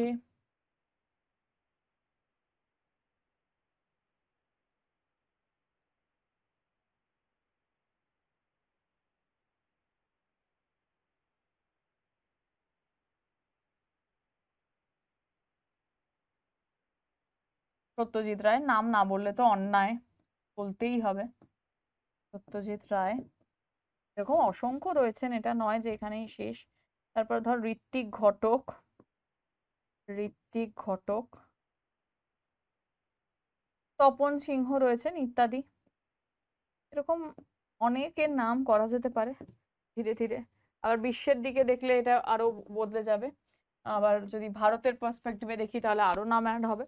তো সেখানে এরা হচ্ছেন যে অত্যন্ত, এবং চলচ্চিত্রের ক্ষেত্রে সত্যজিৎ রায় তো এমন একটা নাম যে ভারতের, যদি সিনেমা নিয়ে ফিল্ম স্টাডিজ পড়তে যাস হ্যাঁ, এটাও কিন্তু একটা সাবজেক্ট গুরুত্বপূর্ণ, এটাও জেনে রাখিস। যাদের এদিকে ইন্টারেস্ট আছে অবশ্যই যেতে পারিস। হ্যাঁ, ফিল্ম স্টাডিজও একটা সাবজেক্ট, সেখানেও পড়াশোনা করতে পারিস। মিডিয়া নিয়ে পড়াশোনা করতে পারিস, জার্নালিজম নিয়ে পড়াশোনা করতে পারিস। অনেকগুলো পার্ট রয়েছে। মানে হিউম্যানিটিজ শুধু একটা জায়গাতে সীমাবদ্ধ নয়, কিন্তু অনেক তার গুরুত্বপূর্ণ পার্ট রয়েছে। কিন্তু যেটা নিয়ে পড়াশোনা করবি ভালো করে করবি। ভালো করে পড়াশোনা করলে সব জায়গাতেই কিছু না কিছু করে দেখাতে পারবি। আর ভালো করে না করলে, আর এই কাজগুলো যারা করে তাদের প্র্যাকটিক্যালিটি অনেক বেশি করতে হয়। মানে শুধুই যে বই মুখস্থ করে লিখলেই আমি ভালো কিছু করতে পারবো তা নয়, অনেক বেশি স্ট্রাগল করতে হয়। অনেক বেশি প্র্যাকটিক্যাল অনেক কাজ করতে হয়, তাহলে হচ্ছে যত এক্সপিরিয়েন্স হয় তত সেই জায়গাটা খুলে যায়। স্ট্রাগল তো সবার থাকে, স্ট্রাগল থাকে না এমন কোনো মানুষ নেই। স্ট্রাগলের শেষেই তো তারপরে তো সফলতা আসবে, তাই না? তো চলচ্চিত্রের সর্বভারতীয় শ্রেষ্ঠ পুরস্কার দাদা সাহেব ফালকে প্রদান করা হয়। বাংলা চলচ্চিত্রকে বিশ্ব দরবারে পৌঁছে দেন হচ্ছে কে? না, সত্যজিৎ রায়। এক্স্যাক্টলি, এটাই আমি বলছিলাম যে মানে ফিল্ম স্টাডিজ নিয়ে যারা পড়াশোনা করে তারা যে সত্যজিৎ রায় সিনেমা দেখবে না, সে যেখান থেকেই বিলং করুক, এটা কিন্তু হয় না। সত্যজিৎ রায়কে লেখে লোকে সিনেমা বানাতে শেখে। তার যে পথের পাঁচালী, জানি না তোরা দেখেছিস নাকি, এখনো দেখিস, তোদের হয়তো মনে হবে যে সাদা কালো ছবি, তার মধ্যে কি এমন আছে, কিন্তু সিনেমার যদি সেই ইয়েটা থাকে তোদের মধ্যে, মানে অ্যাকচুয়ালি সিনেমা চেনার বিষয়টা এখনো তো অনেক ছোট, যাই দেখবি অনেক কিছু ভালো লেগে যাবে। কিন্তু একটা মানুষের যে কি স্ট্রাগল থাকতে পারে একটা সিনেমা বানানোর জন্য। হ্যাঁ, যখন কাশফুল ফুটবে তখনই আমি ওখানে গিয়ে এই সিনটা নেব, যে অরিজিনাল যখন বৃষ্টি হবে তখনই সেখানে গিয়ে আমি সেই সিনটা নেব, সেই ফ্রেম সেই সিন, এই যে ব্যাপারটার জনক তিনি, এটা আজকাল দিনে ভাবা যায় না, তাই না? তিনি পথের পাঁচালী ছবি নির্মাণ করে চলচ্চিত্রের বিশ্বশ্রেষ্ঠ পুরস্কার অস্কার লাভ করেন। অস্কার প্রাইজ 1992-তে 30শে মার্চ অর্জন করেন। ঠিক আছে, বোঝা গেল? চলো এবার পরেরটায় চলে যাই। আর আমাদের জন্য কি আছে, অনেক কিছুই রয়েছে এখন। ইয়েস, চলে আসে পোশাক পরিচ্ছদের ইতিহাস। পোশাক পরিচ্ছদের ইতিহাস যদি বলি, দেখ আদিম মানুষ থেকে শুরু করি। আদিম মানুষ টানুষ কি ইউজ করতো? প্রথমে তো বোধহয় কিছুই ইউজ করতো না।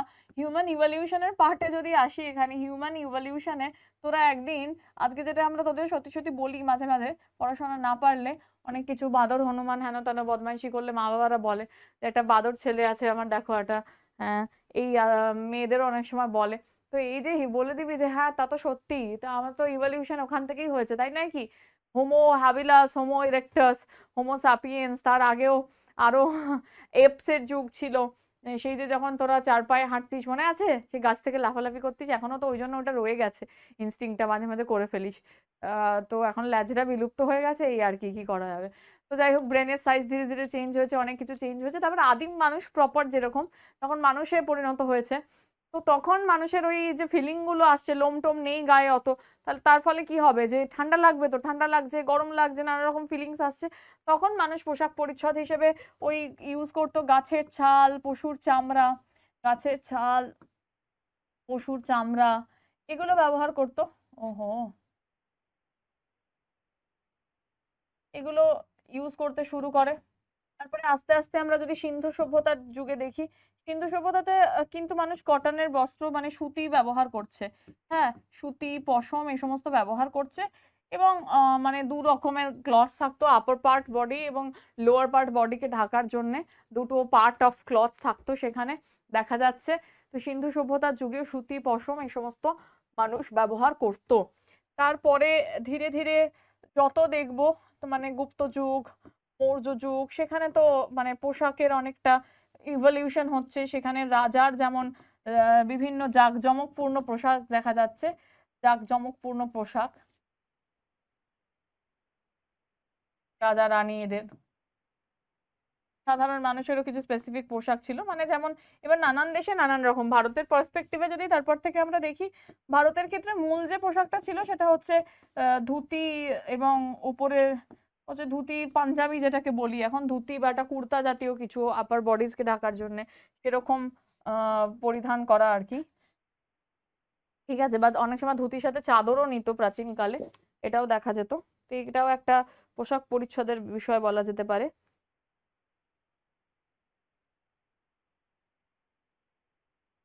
হুম। এবং নারীদের ক্ষেত্রে যদি দেখি, তাহলে হচ্ছে শাড়ি ব্যবহার করার একটা চল। এবং তারপর নানান রকম ইভলিউশন হয়েছে, অন্তর্বাস বহির্বাস থেকে শুরু করে নানান রকমের পোশাকের মধ্যে পুরুষ নারী উভয়ের পোশাক পরিচ্ছদের ইভলিউশন হয়েছে। এবার যদি বলি যে ভারতেরও নানান পার্টে নানান রকম পোশাক রয়েছে বিশেষ কিছু, হ্যাঁ, যেমন মেখলার কথা বলা যেতে পারে, এরকম নানান জায়গায় নানান রকম পোশাক রয়েছে, তাই না? ধুতি চাদর এরা নিত পুরুষেরা সেই আদি যুগ থেকে। এখন তো প্যান্ট শার্ট তার জায়গা নিয়ে নিয়েছে, যেটা গ্লোবালাইজেশনের এরা। Pant shirt, pant T-shirt অনেক কিছু, এবং মেয়েদেরও পোশাকে একটা বিপুল পরিবর্তন এসেছে in the era of globalisation. তো এখন মানুষ আরামপ্রদ জিনিসপত্র বেশি ব্যবহার করে। তো যানবাহন এবং যোগাযোগ ব্যবস্থার ইতিহাসের কথা বলি, বাবারে তারও ইতিহাস আছে। পালকি পালকি করে কোথায় চলে যাচ্ছে, পালকিতে বউ চলে যায়। আচ্ছা, তো পালকি, রাজা রানীরা পালকি ব্যবহার করতো, হ্যাঁ, বউ আনা হতো আগেকার দিনে পালকি করে, এইরকম একটা ব্যাপার। তা বলে তোরা এখন বেশি স্বপ্ন দেখিস না, পড়াশোনা না করলে কিন্তু কিচ্ছু জুটবে না, ঠিক আছে? তো তার জন্য আগে ভালো করে পড়াশোনা করতে হবে। পড়াশোনা করে যে কি হয়, গাড়ি ঘোড়া চাপে সে। পড়াশোনা না করলে টাকাটা কোত্থেকে আসবে, গাড়ি কিনবি কোথা থেকে? হ্যাঁ, গাড়ি কেনার তো টাকা আসতে হবে। বাবার গাড়ি আছে ওইসব বলে লাভ নেই, নিজে কি কিনেছো সেটা বড় কথা, ঠিক আছে? যানবাহন ও যোগাযোগ ব্যবস্থার ইতিহাস, বা যার নেইও তাতে কি হয়েছে, কিনে দিবি বাবা মাকে পরে। তো যানবাহন যোগাযোগ ব্যবস্থার ইতিহাসটা পড়ে নিই। যানবাহন যোগাযোগ ব্যবস্থার অনেক মাধ্যম, তোরা তো সেই জিওগ্রাফিতেও পড়েছিস, তাই নয় কি?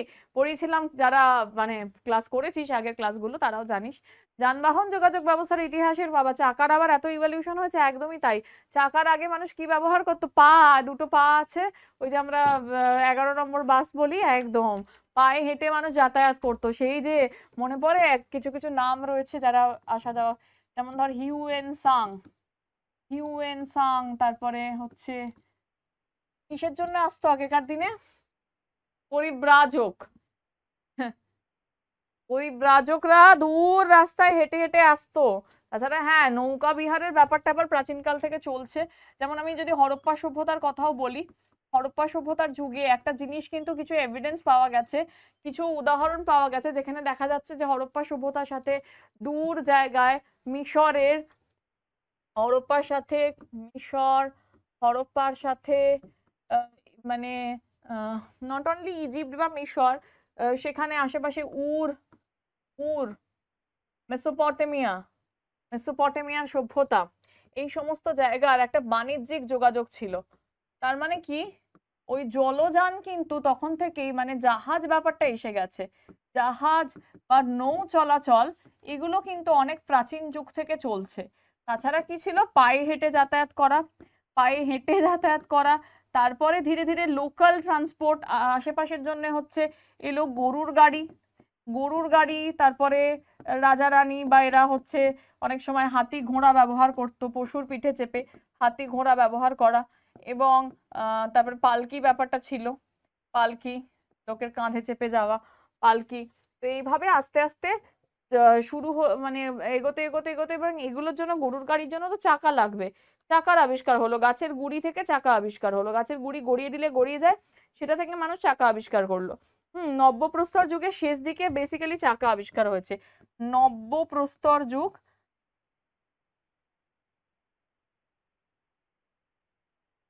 শেষ দিকে আবিষ্কৃত হচ্ছে চাকা, এই তো আবিষ্কৃত হচ্ছে চাকা।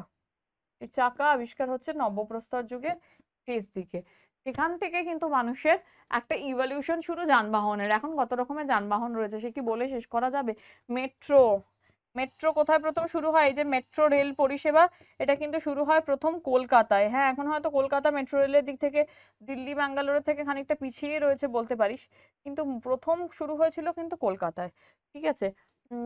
এখন পুরো কলকাতাটাকে কানেক্ট করার চেষ্টা করা হচ্ছে, মেট্রোর নামটা এই জন্য নিলাম। তারপরে রেল লাইনের কথা যদি বলি, ভারতের কথাই যদি বলি, তাহলে 1853-তে শুরু হচ্ছে বম্বে থেকে থানে, তাই না? বম্বে থেকে থানে প্রথম রেল লাইন শুরু হচ্ছে ডালহৌসির সময়, বোম্বে টু থানে। এগুলো ট্রান্সপোর্ট কস্টটাকে অনেক কমিয়ে দিল, অনেক দ্রুত হলো ট্রান্সপোর্ট। শুধু জাহাজের তো মাসের পর মাস অপেক্ষা করতে হয়, বছর লেগে যায় অনেক সময়। রেল, মেট্রো এবং আরো দ্রুতগামী, সব থেকে দ্রুতগামী কিন্তু একটু কস্টলি, সেটা হচ্ছে এরোপ্লেন, তাই না? এরোপ্লেনে খুব সহজে যে রাস্তাটা আমি হচ্ছে হয়তো কলকাতা থেকে ব্যাঙ্গালোর যাব, অলমোস্ট 2 দিন সময় লাগছে, সেখানে আমি প্লেনে হচ্ছে 2 থেকে আড়াই ঘন্টায় পৌঁছে যাচ্ছি। এবং কিছু জিনিস, হালকা জিনিসপত্র যেগুলো ব্যবসার ক্ষেত্রেও প্লেনে করে, এরোপ্লেনে ট্রান্সপোর্ট করা সম্ভব। এবং দূর দেশ, আগে বিদেশ যাত্রা করাটা একটা বিরাট হিউজ ব্যাপার ছিল, করাই সম্ভব না। এখন সেটাও কিন্তু মানুষের হাতের মুঠোয় চলে এসেছে। বহু মানুষ কাজের সন্ধানে পড়াশোনায় বিদেশে থাকছে, তারাও কমিউনিকেট করতে পারছে। এবং এই যানবাহন যোগাযোগ ব্যবস্থার আরেকটা বিশেষ পার্ট বলবো, সেটা হচ্ছে এর মধ্যেই কিন্তু আসছে ইন্টারনেট পরিষেবা। ইন্টারনেট, ইন্টারনেটের মাধ্যমে কিন্তু এটা যোগাযোগ ব্যবস্থায় একটা রূপান্তর এনেছে। যোগাযোগ ব্যবস্থার একটা বিশাল মাধ্যম, হ্যাঁ, যোগাযোগ ব্যবস্থার দিকটা খুলে দিয়েছে। এই যে ইমেল, হ্যাঁ, ইমেল, তারপরে সেই ফ্যাক্স, এই যে সমস্ত, তারপরে বিভিন্ন সোশ্যাল নেটওয়ার্কিং সাইট, এগুলো মানুষের যে যোগাযোগের মাধ্যম, মানে এই যে দেখ আমাদের মধ্যে যে যোগাযোগ গড়ে উঠছে স্টুডেন্টসদের সাথে আমাদের, হ্যাঁ, এটাও কিন্তু এই ইন্টারনেটের ফলেই সম্ভব হয়েছে। এবং ইন্টারনেটের ফলে সবকিছু আমাদের হাতের মুঠোয়, গোটা দুনিয়াটা। ইন দিস এরা অফ গ্লোবালাইজেশনের কথা যে আমরা বারবার বলি, বিশ্বায়নের কথা যে আমরা বারবার বলি, এই বিশ্বায়নটা সম্ভবই হয়েছে ইন্টারনেটের দৌলতে। সমস্ত মানুষের সাথে দেশ বিদেশ নিরিখে যোগাযোগ গড়ে উঠেছে, পুঙ্খানুপুঙ্খ সুন্দরভাবে হাতের কাছে সব পৌঁছে যাচ্ছে। কোনো স্থান আমরা ইন্টারনেটে সহজে দেখতে পাই, কোনো জায়গার স্থাপত্য ভাস্কর্য থেকে শুরু করে ইচ এন্ড এভরিথিং আমাদের ইন্টারনেটের মধ্যে দিয়ে সলভ হয়ে যাচ্ছে।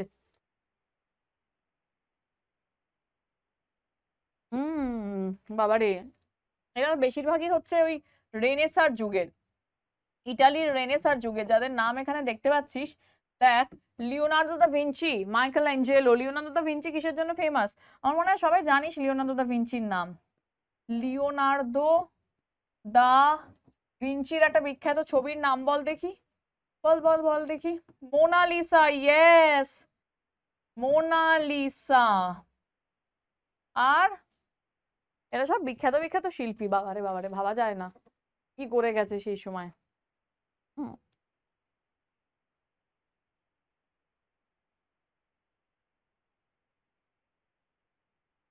ওরে বাবা।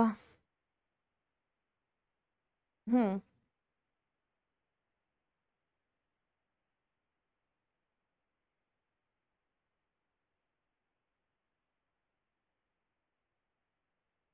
হ্যাঁ, তো যেটা বলছিলাম সেখানে ফিরে আসি। লিওনার্দো দা ভিঞ্চি এর পেইন্টিং নিয়ে কথা বলছিলাম। মোনালিসার পেইন্টিং তো সবাই কম বেশি দেখেছিস। তাছাড়া আরেকটা নাম যেটা না বললেই নয়, সেটা হচ্ছে the last supper. The last supper, যেটা মনে করা হয় জিসাস ক্রাইস্টের লাস্ট আর কি একসাথে সাপার গ্রহণ, খাদ্য গ্রহণ, সেই দ্য লাস্ট সাপার। ভীষণভাবে বিখ্যাত এর জন্য। লিওনার্দো দা ভিঞ্চির এই মোনালিসা ছবিটাতে বলা হয়, একদিকে যেমন দেখা যাচ্ছে মোনালিসার মানে ক্রন্দনরত মুখ, আরেকদিকে তাকালে দেখা যায় তিনি হাসছেন। মানে এটা সম্ভ্রান্ত ইতালির একজন ব্যবসায়ী পরিবারের একজন মহিলাকে আঁকা হয়েছিল। হুম। তাছাড়া আর বলা যেতে পারে মাইকেল অ্যাঞ্জেলো। মাইকেল অ্যাঞ্জেলো হচ্ছে, তিনিও একজন ভাস্কর বলতে পারিস। তার ভাস্কর্যগুলো হচ্ছে ভীষণ রকম ফেমাস। হুম। নানান রকম ভাস্কর্যের জন্য তিনি ফেমাস, মাইকেল অ্যাঞ্জেলো। হ্যাঁ, চিত্রশিল্প শুধু নয়, সেই সময় নানা রকম ভাস্কর, তাদের যে কাজগুলো বিভিন্ন চার্চে তাদের কাজ দেখা গেছে, এগুলোর জন্য কিন্তু তারা একটা আলাদা মাত্রা গ্রহণ করেছিলেন। চিত্রশিল্পী, ভাস্কর, স্থাপত্য, এগুলো একসাথে করতেন এরা। যেমন তার বিখ্যাত ভাস্কর্যগুলোর মধ্যে যে পিয়েত্রা, ক্রুশবিদ্ধ যিশু, হ্যাঁ, পিয়েটা।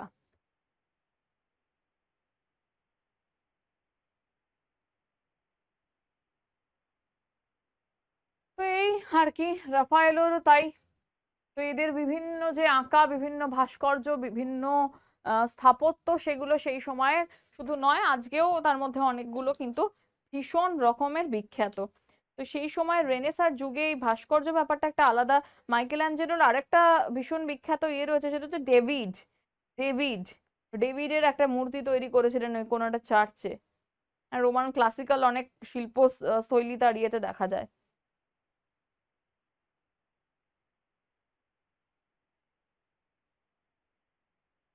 চলো, নেক্সট আমরা দেখে নেব ফটোগ্রাফি, যেটা করতে তোরা ভীষণই ভালোবাসিস।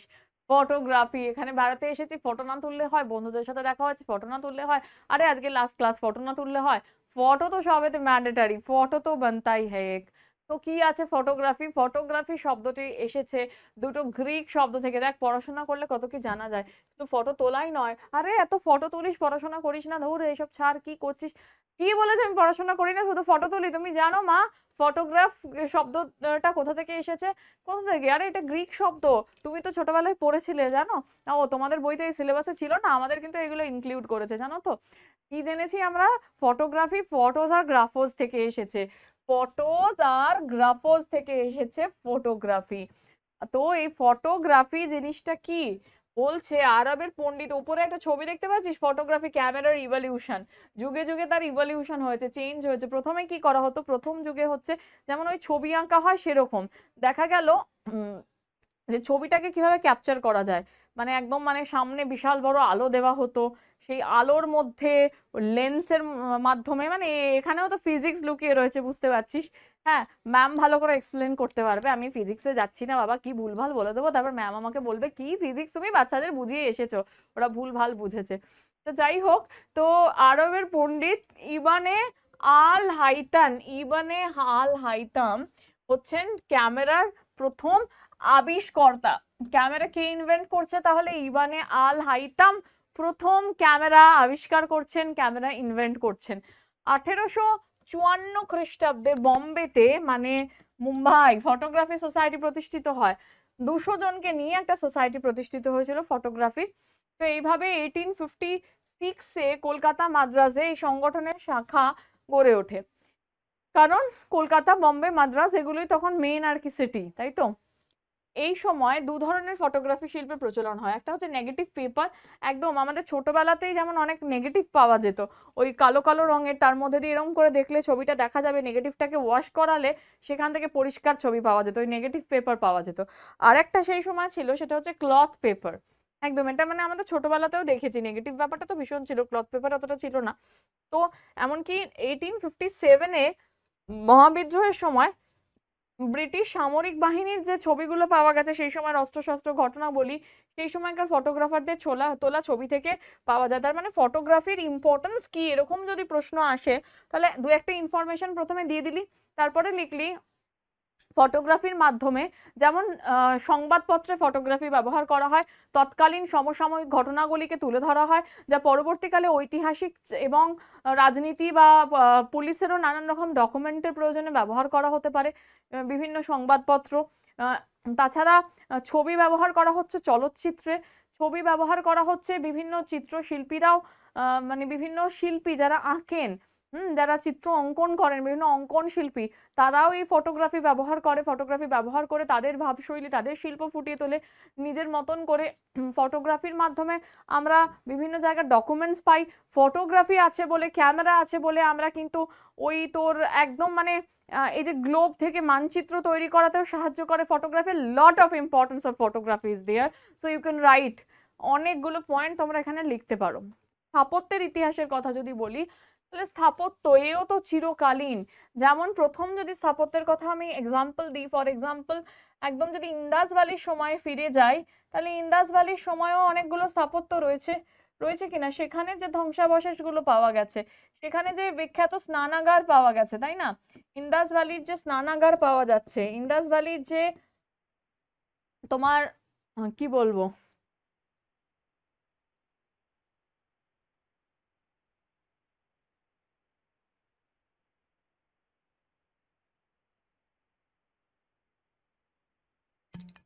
এক মিনিট বলছি, হ্যাঁ, ইন্দাস ভ্যালির যে স্নানাগার পাওয়া গেছে, ইন্দাস ভ্যালির যে নানান রকমের মেটেরিয়ালস পাওয়া গেছে, নানান রকমের যে ধর ইউটেন্সিলস গুলো পাওয়া গেছে, যেগুলো খাদ্যের জন্য ওরা ব্যবহার করতো, নানান রকমের এমনকি খাদ্য যে ওরা কি ব্যবহার করতো সেটাও আমরা জানতে পারি, তাই না? সেই সময় যে জব, ধান, বার্লি, গম কি কি ব্যবহার করতো, এগুলো হচ্ছে জিওবটানিস্ট রা মানে বার করেন কি কি খাদ্য সেই সময় ব্যবহার হতো। এখন ধর হঠাৎ করে সভ্যতা ধ্বংস হয়ে গেল, তাহলে কত রকম খাদ্যের জিনিসপত্র পাওয়া যাবে, বার্গার পিৎজা থেকে শুরু করে ফ্রাইড রাইস চিলি চিকেন থেকে বিরিয়ানি থেকে আরে কত কি পাওয়া যাবে। কিন্তু বেসিক সোর্সটা তো একই, ধান গম বা এগুলোই বলবে যে কি কি খেত সেই সময় মানুষ, মাছ মাংস, তো সেইগুলো কিন্তু পাওয়া যায়। তো সেরকম ইন্ডাস ভ্যালিতে আমি স্নানাগারের কথাটা বিশেষ করে বলছি কারণ স্নানাগারটা খুব গুরুত্ব রাখে। তাছাড়া এখানে যেমন লোথাল পাওয়া গেছে, লোথালে বিশেষ বন্দর পাওয়া গেছে, সেখানটা এদের যে ব্যবসা বাণিজ্য ছিল তার প্রমাণ দেয়। এরকম এগুলো হচ্ছে তাহলে স্থাপত্য শৈলী। স্থাপত্য শৈলী কিন্তু ইতিহাসের একটা বড় প্রমাণ, এগুলো প্রত্নতাত্ত্বিক উপাদানের মধ্যে পড়ছে। সেরকমই আরেকটু পরে অ্যানশিয়েন্ট পিরিয়ডে যদি আসি, তাহলে হচ্ছে মৌর্য যুগে যেমন দেখা যাচ্ছে সাঁচি আর সারনাথ, হ্যাঁ, নির্মিত যে চৈত্য গৃহগুলো রয়েছে। মৌর্যোত্তর যুগে গান্ধার শিল্প, এই গান্ধার আর্ট, মৌর্যোত্তর যুগ মানে এটা চলে আসবে কুষাণ যুগ, কুষাণ যুগ, কুষাণ কুষাণ যুগ, কুষাণ যুগে হচ্ছে কি পাবো, গান্ধারা আর্ট। এই গান্ধার আর্টটা ছিল মিক্সড একটা আর্ট, মিক্সড আর্ট ফর্ম। মানে এই কুষাণরা এসেছিল কোথা থেকে জানিস, চায়না থেকে, চায়না থেকে কিসিয়ান, এরা নাম হয়ে যায় ভারতীয় উচ্চারণে কুষাণ। এই গান্ধারা শিল্প হচ্ছে মানে ইন্দো গ্রিক আর্ট ফর্ম, মানে রোম গ্রিক এবং ইন্ডিয়ান আর্ট ফর্ম মিলিত একটা রূপ। হ্যাঁ, এবং এই সময় প্রচুর গ্রিকরা যেহেতু থাকতো, ইন্দো গ্রিক আর্ট ফর্ম হচ্ছে, গ্রিকরা কোথা থেকে এলো না, এর আগে তোরা মনে থাকবে হয়তো যে আলেকজান্ডারের ভারত আক্রমণ। তো আলেকজান্ডারের ভারত আক্রমণ এবং আলেকজান্ডার ভারত থেকে চলে যাওয়ার পরেও বহু গ্রিস রাজা এখানে রুল করেছেন বিভিন্ন পার্টে, বিশেষ করে north West part of India that time. তো ইন্দো গ্রিক আর্ট ফর্মের একটা ছাপ দেখা যায় সেই সময়ের যে বুদ্ধের মূর্তিগুলো সেখানে, বিশেষ করে এটা মৌর্যতর যুগের একটা বিশেষ শিল্পরীতি। মথুরা শিল্প সম্পূর্ণরূপে ভারতীয়, এটাতে কোনো বিদেশি ছাপ ইউজুয়ালি ছিল না। এবং অমরাবতী গ্রুপ অফ শিল্প যদি বলি, অমরাবতী হচ্ছে মূলত দক্ষিণ ভারতের, অমরাবতী হচ্ছে দক্ষিণ ভারতে ফেমাস হয়। এই শিল্প রীতিগুলো দেখা যায়, এই শিল্প স্থাপত্যগুলো বিস্তার লাভ করে।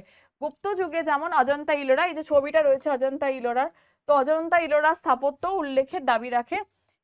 ঠিক আছে, তো তারপরে হচ্ছে পাল সেন যুগে, পাল সেন যুগে পাল রাজারা মূলত ছিল, সেন রাজারা হিন্দু কিন্তু পাল রাজারা মূলত ছিল বৌদ্ধ। বাংলার প্রথম বুদ্ধিস্ট রাজা গোপাল, তো এরা সোমপুর মহাবিহার, এগুলো বেশিরভাগই মহাবিহার, বিহার আর চৈত্য, সোমপুর, পাহাড়পুর, ওদন্তপুরী প্রভৃতি স্থানে বৌদ্ধ বিহার এবং বিভিন্ন মন্দির গড়ে ওঠে। পল্লব যুগের স্থাপত্য শিল্প যদি দেখি, পল্লবরা হচ্ছে ওই যে রক কাঠ যে বিষয়গুলো, মানে পাহাড় কেটে, বড় বড় পাহাড় কেটে রথ তৈরি করা, এই ব্যাপারটা শুরু করেছিল পল্লবদের। রথের আকৃতি বিশিষ্ট 7টা মন্দির, যেটাকে রথা টেম্পল বলে, কৈলাসনাথের মন্দির, এগুলো পল্লবদের সময় তৈরি হয়। হ্যাঁ, পল্লবদের সময় এগুলো তৈরি হয়। পল্লবদের বহু বিখ্যাত আর্কিটেকচার সেই সময় আমরা দেখতে পাই। শুধু পল্লবী নয়, সাতবাহন, মানে সাতবাহনদের কথা যদি বলি, দ্রাবিড়িয়ান আর্কিটেকচার মূলত আমরা পল্লবদের সময় দেখতে পাই, এটাকে দ্রাবিড়িয়ান আর্ট ফর্ম বলা হয়।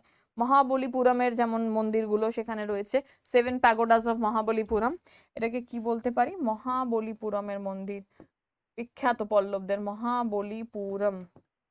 ঠিক আছে, রক কাট টেম্পল, এবং যেগুলো মূলত মনোলিথিক ছিল, একটা পাথর বিশিষ্ট বা একটা পাহাড় কেটে তৈরি করা মন্দির ছিল। এগুলো হচ্ছে পল্লবদের বিশেষ শিল্পরীতি, এবং এদের যে শিল্প ফর্মটাকে সেটাকে দ্রাবিড়িয়ান বলতে পারো, দ্রাবিড়িয়ান বলতে পারো, দ্রাবিড়ীয়, দ্রাবিড়ীয়।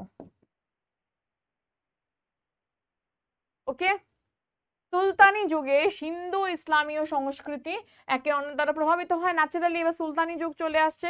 The first Islam attack in India 712, the first Islam attack. তো আফটার দ্যাট যে কনস্ট্রাকশন গুলো হতে শুরু করলো ভারতে, তাতে কিন্তু ইসলামীয় প্রভাব ভালো রকমই ছিল।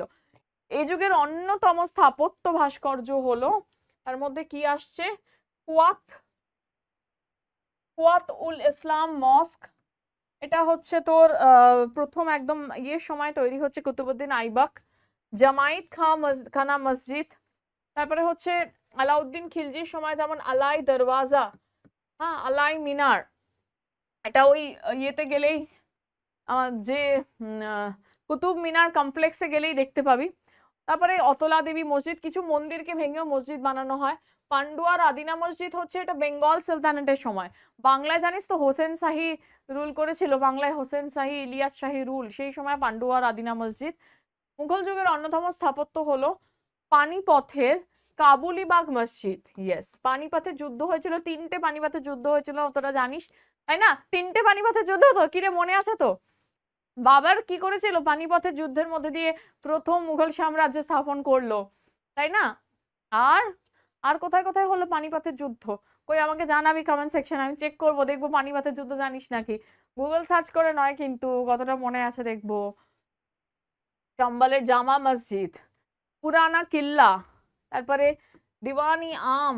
দিওয়ানি আম আর দিওয়ানি খাস হচ্ছে তোরা ইয়েতেও পাবি, মানে ওই দুটোতেই পাবি। মানে একটা হচ্ছে তো তোমার যেটা কুতুব মিনার কমপ্লেক্সে, সেখানেও দেখতে পাবে দিওয়ানি আম দিওয়ানি খাস। কারণ মানে যেটা হচ্ছে তোমার শাহজাহান একটা সময় যে রুল করতেন, তার আগে আকবরের যে রেড ফোর্ট অফ আকবর বা আকবর ফোর্ট, আকবরের যে ফোর্ট, সেখানেও কিন্তু পাবে দিওয়ানি আম দিওয়ানি খাস। দিওয়ানি আম হচ্ছে আম জনতার জন্য, দিওয়ানি খাস হচ্ছে যে খাস মিটিং গুলো হতো। তারপরে মতি মসজিদ রয়েছে, পার্ল মস্ক, হ্যাঁ। এবং সর্বাপেক্ষা উল্লেখযোগ্য শাহজাহান দ্বারা নির্মিত পৃথিবীর অন্যতম আশ্চর্য আগ্রার তাজমহল। ইয়েস, শাহজাহানকে বলা হয় প্রিন্স অফ বিল্ডার্স। শাহজাহান পরিচিত প্রিন্স অফ বিল্ডার্স বলে। প্রিন্স অফ বিল্ডার্স হচ্ছে শাহজাহান। তো তার হচ্ছে তাজমহলই শুধু নয়, অনেকগুলো স্থাপনার জন্য তিনি বিখ্যাত। যেমন তার মধ্যে অন্যতম হচ্ছে লাল কিল্লা। ও, আমি কুতুব মিনার বলছিলাম, হ্যাঁ কোথায়, ও আচ্ছা সরি, হ্যাঁ শাহজাহানের কথা বলতে গিয়ে কুতুব মিনার বললাম, না না সরি। কুতুব মিনার তো ইয়ে তৈরি করেছে তোর, মানে দিল্লি সুলতানেটে প্রথম তৈরি হচ্ছে, ফার্স্ট ওইটা নির্মিত করছেন, তারপর মারা যাচ্ছেন কুতুবউদ্দিন আইবক। হ্যাঁ, কি কনটেক্সটে বলছিলাম জানো তখন শাহজাহানের কথা? হ্যাঁ, শাহজাহানের তৈরি অবশ্যই তাজমহল তো রয়েছেই, যেটা শোনা যায় তার অন্যতম প্রিয় রানী ছিলেন মমতাজ মহল। মমতাজ মহলের মৃত্যুতে তার স্মৃতিতে তিনি তাজমহল তৈরি করেন। তাজমহল ছাড়াও তার অন্যতম অনেকগুলো স্থাপত্য কীর্তি রয়েছে। তার মধ্যে বিশেষ করে আরেকটা যেটা বলতেই হয় সেটা হচ্ছে রেড ফোর্ট, লাল কিল্লা, যা আজকেও একটা রাজনৈতিক গুরুত্ব রয়েছে, ঐতিহাসিক গুরুত্ব রয়েছে, একসময় ব্রিটিশদের হাতেও ছিল। এবার হচ্ছে সমাজের ইতিহাস ছাড়া হচ্ছে স্থানীয় ইতিহাস। বর্তমানে জানিস তো সামাজিক ইতিহাসের একটা অন্যতম পার্ট হচ্ছে স্থানীয় ইতিহাস। বিভিন্ন জায়গার ইতিহাস, আমরা কোনো একটা জায়গায় গেলে সেই জায়গাটার ইতিহাস খুঁজি না, আচ্ছা এখানে এত বছর আগে কোন রাজা ছিল, এই যে জায়গাগুলো এটা কোন রাজার, এই রাজপ্রাসাদটা কোন রাজার সময়, এই যে ইতিহাসগুলো। যেমন কালহানের রাজতরঙ্গিনী, এটা কিন্তু প্রশ্নেও অনেকবার এসেছে। কালহানের রাজতরঙ্গিনী থেকে আমরা কোন জায়গার ইতিহাস পাই? আমরা কাশ্মীরের তথ্য পাই, কাশ্মীরের ইতিহাস সম্পর্কে জানতে পারি। আবার গুজরাটের সোমেশ্বর রচিত রাসমালা কীর্তি কৌমুদী থেকে গুজরাটের ইতিহাস জানতে পারি। গুজরাতে সোমেশ্বর রচিত রাসমালা আর কীর্তি কৌমুদী। এদিকে রয়েছে হাজারদুয়ারি, ইমামবাড়া, কটরা মসজিদ, মতিঝিল, আজও নবাবদের স্মৃতি বহন করে চলেছে। কোথায় আছে এগুলো বলতে হবে, অনেকেই তো থাকিস। বহরমপুর, বহরমপুর ইনফ্যাক্ট একসময় রাজধানী ছিল নবাবী আমলে, তারপর সেখান থেকে রাজধানী স্থানান্তর করা হলো ক্যালকাটাতে, মানে ব্রিটিশদের রাজধানী আর কি। তারপর তো 1911-তে অ্যানাউন্স করা হলো কলকাতা থেকে দিল্লিতে রাজধানী স্থানান্তর হচ্ছে। তো এগুলো নবাবদের স্মৃতি বিজড়িত নানান স্থানীয় ইতিহাসের মধ্যেও রয়েছে। মালদা জেলা একদম গৌরবঙ্গ, কার সময় গৌর কার রাজধানী ছিল মনে পড়ে? শশাঙ্ক, গৌর শশাঙ্ক, শশাঙ্ক গৌর, গৌরাধিপতি বলা হতো, গৌরাধিপতি।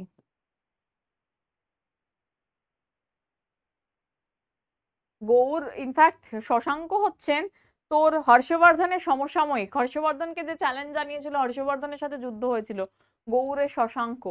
হ্যাঁ, তো হুসেন শাহী বংশের ইতিহাস, হ্যাঁ পরবর্তীকালে হুসেন শাহী বংশও গৌড়ের উপরে, মালদার উপরে হুসেন শাহীর অনেক কিছু কনস্ট্রাকশন রয়েছে। এবং কলকাতার শহীদ মিনার, ইয়েস, ভিক্টোরিয়া, কুতুব মিনার, এগুলোর মধ্যেও কত কত কত মানে হিস্ট্রি রয়েছে। হাওড়া সেতু, এই সমস্ত স্থাপত্যের মধ্যে রয়েছে ইতিহাস এবং লোকাল হিস্ট্রি আরো অনেক। এছাড়াও বিষ্ণুপুরের দিকে যদি যাই, আমাদের বাংলার দিকে যদি তাকাই, শুধু বহরমপুর কেন, বিষ্ণুপুরে নানান রকম লোকাল রাজাদের ইতিহাস রয়েছে। বিষ্ণুপুরের মন্দিরগুলো, বিষ্ণুপুরের স্থাপত্যগুলো তার ইতিহাস বহন করে নিয়ে চলেছে। লট অফ, মানে it's our country, our in fact our Bengal is rich in history, right? শহরের ইতিহাস, আরবানাইজেশন, মানে আমি যখন মানে মাস্টার্স করছি, আমার একটা স্পেশাল পেপার ছিল আরবান হিস্ট্রি।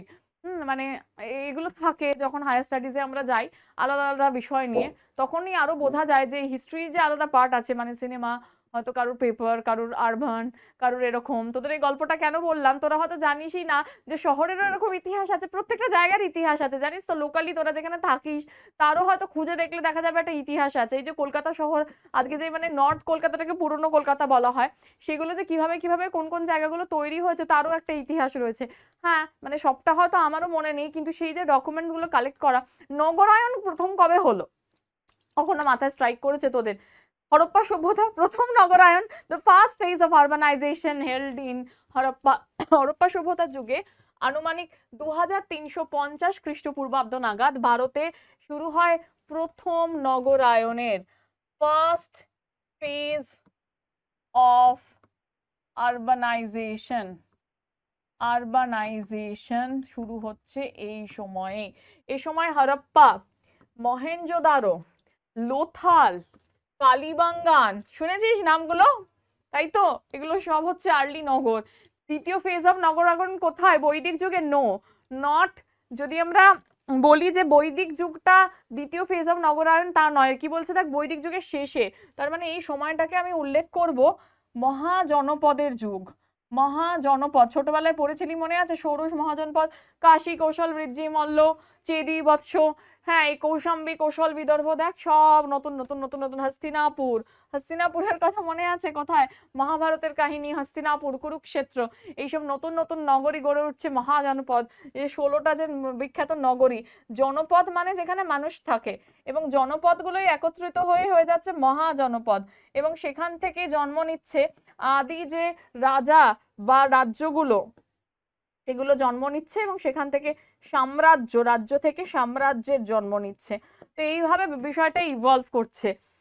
বাণিজ্যিক কেন্দ্র হিসেবে পরবর্তীকালে ব্রিটিশদের সময় গড়ে উঠলো মুম্বাই, ক্যালকাটা, মাদ্রাজ, তাই না? ক্যালকাটা মাদ্রাজ বাদ যাবে কেন? মোটেই বাদ যাবে না। ক্যালকাটা, মাদ্রাজ, এগুলো গড়ে উঠছে বিশেষ বাণিজ্যিক এবং প্রশাসনিক কেন্দ্র হিসেবে। নট অনলি বাণিজ্যিক, বাট এর সাথে অ্যাড করব প্রশাসনিক কেন্দ্র হিসেবে দেখা দিচ্ছে। প্রশাসনিক কেন্দ্র, ধর্মীয় কেন্দ্র হিসেবে ইয়েস, যেমন বাংলার দিকে যদি দেখাই, নবদ্বীপে কি রয়েছে? মায়াপুর রয়েছে, পাশে নবদ্বীপ রয়েছে। নবদ্বীপটাকে মনে করা হয় শ্রী চৈতন্যের জন্মস্থান।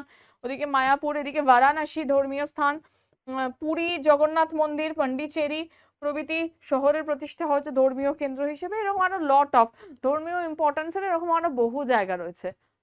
লিস্ট বললে তো শেষ হবে না, এখন আর যাচ্ছি না তো লিস্টে। সামরিক ইতিহাস, ভারতবর্ষে সর্বপ্রথম আলাউদ্দিন খিলজি নগদ বেতনের বিনিময়ে নিজস্ব স্থায়ী সেনাবাহিনী গঠন করেন, জানিস? হ্যাঁ, একদম মানে নগদ বেতন দেওয়া কি চালু করে সেনাবাহিনীকে, সেটা হচ্ছে আলাউদ্দিন খিলজি। তার আগে বলবান কি করেছিল? বলবানের আগে কি ছিল? একটা গ্রুপ অফ চার্লিসা ছিল, 40 জন মেম্বার নিয়ে গ্রুপ অফ চার্লিসা। যে 40 জন মেম্বার যারা হচ্ছেন অভিজাত শ্রেণী থেকে বিলং করতেন, এবং এরা মানে উচ্চ পদে থাকা নানান দাস। এদের যে পাওয়ারটা বলবান প্রথম ভেঙে দিল, তার জায়গায় সেনাবাহিনী তৈরি করার চেষ্টা করলো নিজের কন্ট্রোলে, যাতে রাজার পাওয়ার সুনিশ্চিত হয়। আলাউদ্দিন খিলজি সেটাকে পার্মানেন্ট করে দিল, যে নিজস্ব স্থায়ী সেনাবাহিনী, এবং প্রথম তাদেরকে নগদ বেতন, অর্থাৎ কিনা ক্যাশ স্যালারি দেওয়া শুরু করে। সেনাবাহিনীর দুর্নীতি বন্ধ করার জন্য দাগ আর হুলিয়া প্রথা চালু করেন। তোরা অনেকেই আমাকে জিজ্ঞাসা করিস যে ম্যাম কি লিখবো যদি প্রশ্নে আসে যে এটা কি, জিনিসটা কি, বা এটা কোন সময়। আমাকে জিজ্ঞাসাও করেছি, আমার মনে আছে আগে আগে অনেকের থেকে প্রশ্নটা পেয়েছি, দাগ ও হুলিয়া প্রথা কাকে বলে? তাহলে প্রপার উত্তরটা আমাদের কি হবে? তাহলে এটা হচ্ছে প্রথমেই দিবি এই যে লাইনটা, সেনাবাহিনীর দুর্নীতি বন্ধ করার জন্য দাগ ও হুলিয়া প্রথা চালু করেন আলাউদ্দিন খিলজি, এটা দিলি। দাগ হচ্ছে ঘোড়ার উপরে চিহ্নিতকরণ করা, হুলিয়া হচ্ছে দাগ ঘোড়ার চিহ্নিতকরণ। হুম,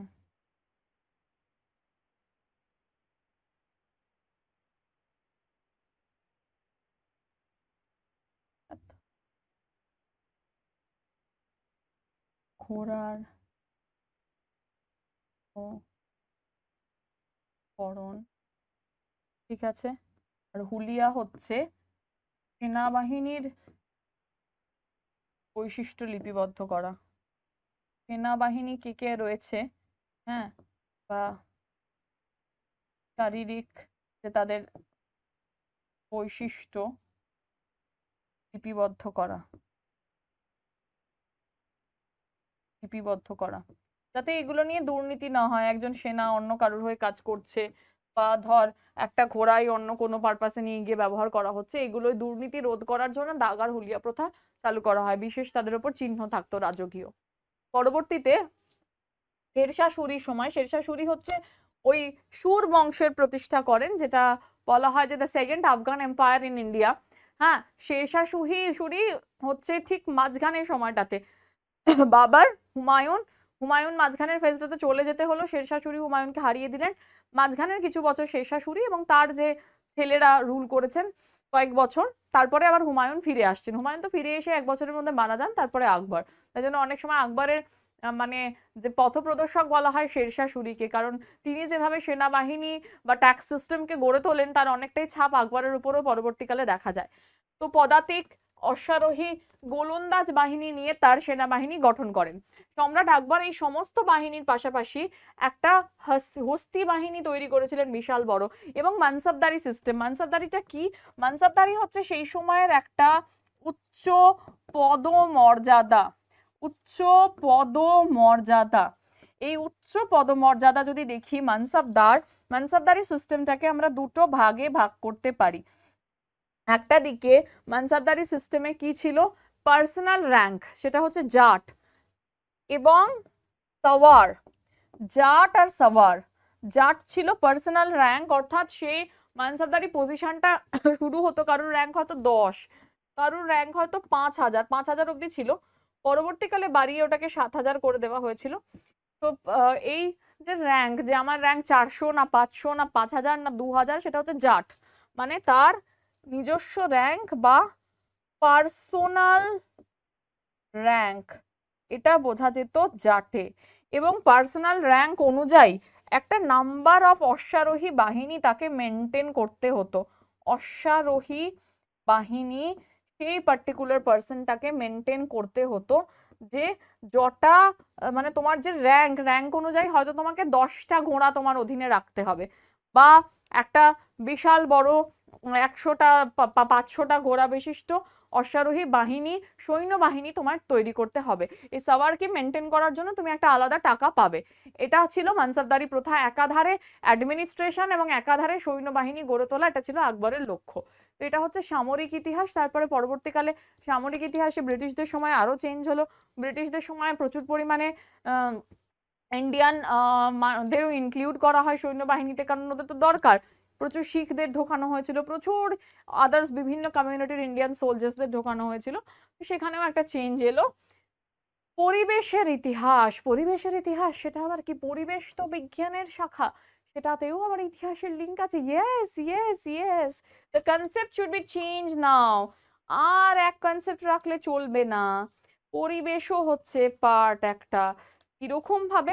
দেখ, অতি প্রাচীনকাল থেকে পরিবেশেই কিন্তু মানব জীবন গড়ে উঠেছে। যাই বল, আমাদের এই নদ-নদী, জলবায়ু, মাটি, খনিজ সম্পদ সবকিছু নিয়ে হচ্ছে কিন্তু ইতিহাস কিন্তু বিক্ষিপ্তভাবে হয় না, ঠিক আছে?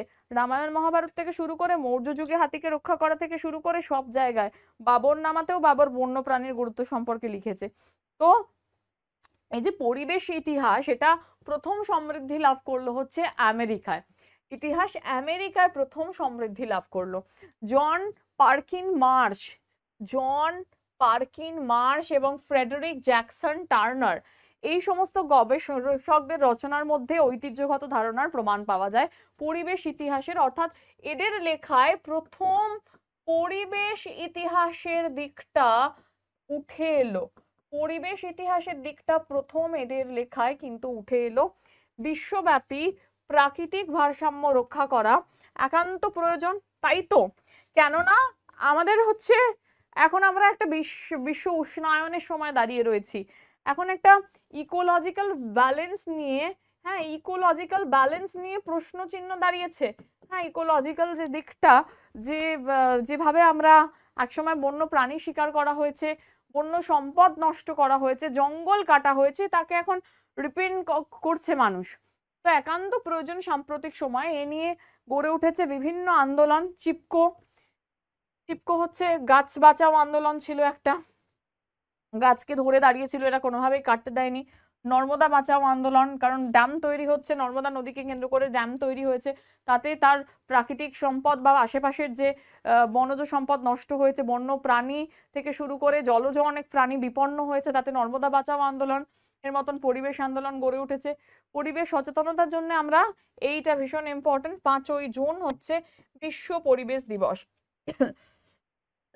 World environment day. World environment day হচ্ছে 5ই জুন, ঠিক আছে? তাই জন্য পরিবেশও কিন্তু একটা ভীষণ গুরুত্বপূর্ণ দিক হয়ে উঠেছে। 1970-এর মাঝামাঝি থেকে মানুষ পরিবেশ নিয়ে, ঐতিহাসিকরা পরিবেশ নিয়ে আলোচনা শুরু করে। হ্যাঁ, শিল্প বিপ্লব হয়েছে, একদিকে যেমন ভালো হয়েছে, একদিকে যেমন পরিবেশে কিন্তু বিশাল একটা প্রভাব পড়েছে শিল্প বিপ্লবের।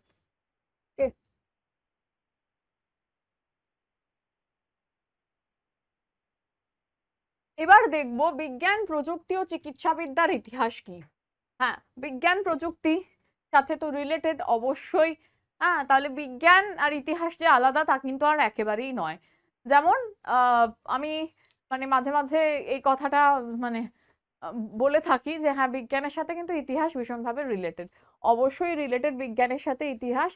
5ম থেকে ত্রয়োদশ শতক পর্যন্ত ভারতে বিজ্ঞান চিকিৎসা শাস্ত্রের চর্চায় নবযুগের সূচনা হয়েছিল। শুধু তাই নয়, হরপ্পার যুগেও যদি দেখি, সেই সময়ও কিন্তু বিভিন্ন রকম আয়ুর্বেদ, বিভিন্ন রকম গাছগাছালি দিয়ে ট্রিটমেন্ট, এগুলো কিন্তু হতো মানে প্রাচীন কাল থেকে। তারপরে যদি দেখি মানে একদম প্রপার চিকিৎসা, এমনকি বৈদিক যুগের কথাও যদি বলি, সেখানেও কিন্তু চিকিৎসার উন্নতি হয়। প্রপার যদি দেখি, উজ্জ্বল জ্যোতিষ্কদের মধ্যে আর্যভট্টের নাম করেছে। আর্যভট্ট কি করেছেন? আর্যভট্ট, বরাহমিহির, ব্রহ্মগুপ্ত, মহাবীর, শ্রীধর, চক্রপাণি, এদের নাম শুনেছিস? আর্যভট্টের আর্যভট্টিয়া, সূর্য সিদ্ধান্ত, এই যে লিউনার এক্লিপস, আর্যভট্টীয়, এই যে সমস্ত লেখা, এই যে গণিত বা শূন্যের কনসেপ্ট, এগুলো দিয়েছেন আর্যভট্ট। বরাহমিহির, ব্রহ্মগুপ্ত, মহাবীর, শ্রীধর, চক্রপাণি প্রমুখ বিখ্যাত মানুষ, যারা সেই সময় সায়েন্স, ম্যাথ, চিকিৎসা বিজ্ঞানের কথা বলছে। হ্যাঁ, এগুলো কিন্তু সেই সময়ের একটা মানে, যারা আজকে ভাবিস যে অঙ্ককে আবিষ্কার করেছিল, না, অঙ্ক যে এক্স্যাক্টলি আর্যভট্ট আবিষ্কার করেছিল সেরকম নয়, ওটা তো একটু একটু করে আসছে, ঠিক আছে? কিন্তু এই সমস্ত মানুষরা সেই সময় এই কনসেপ্ট গুলো নিয়ে এলো, তার আগে তো এর কোনো গুরুত্বই ছিল না। বরাহমিহির সেই সময়ের একজন বিখ্যাত অ্যাস্ট্রোলজার এবং অ্যাস্ট্রোনমার, ঠিক আছে? অ্যাস্ট্রোলজার এবং অ্যাস্ট্রোনমার বলতে পারিস বরাহমিহিরকে। বরাহমিহিরের বিখ্যাত লেখা হচ্ছে সেই সময় বৃহৎ সংহিতা,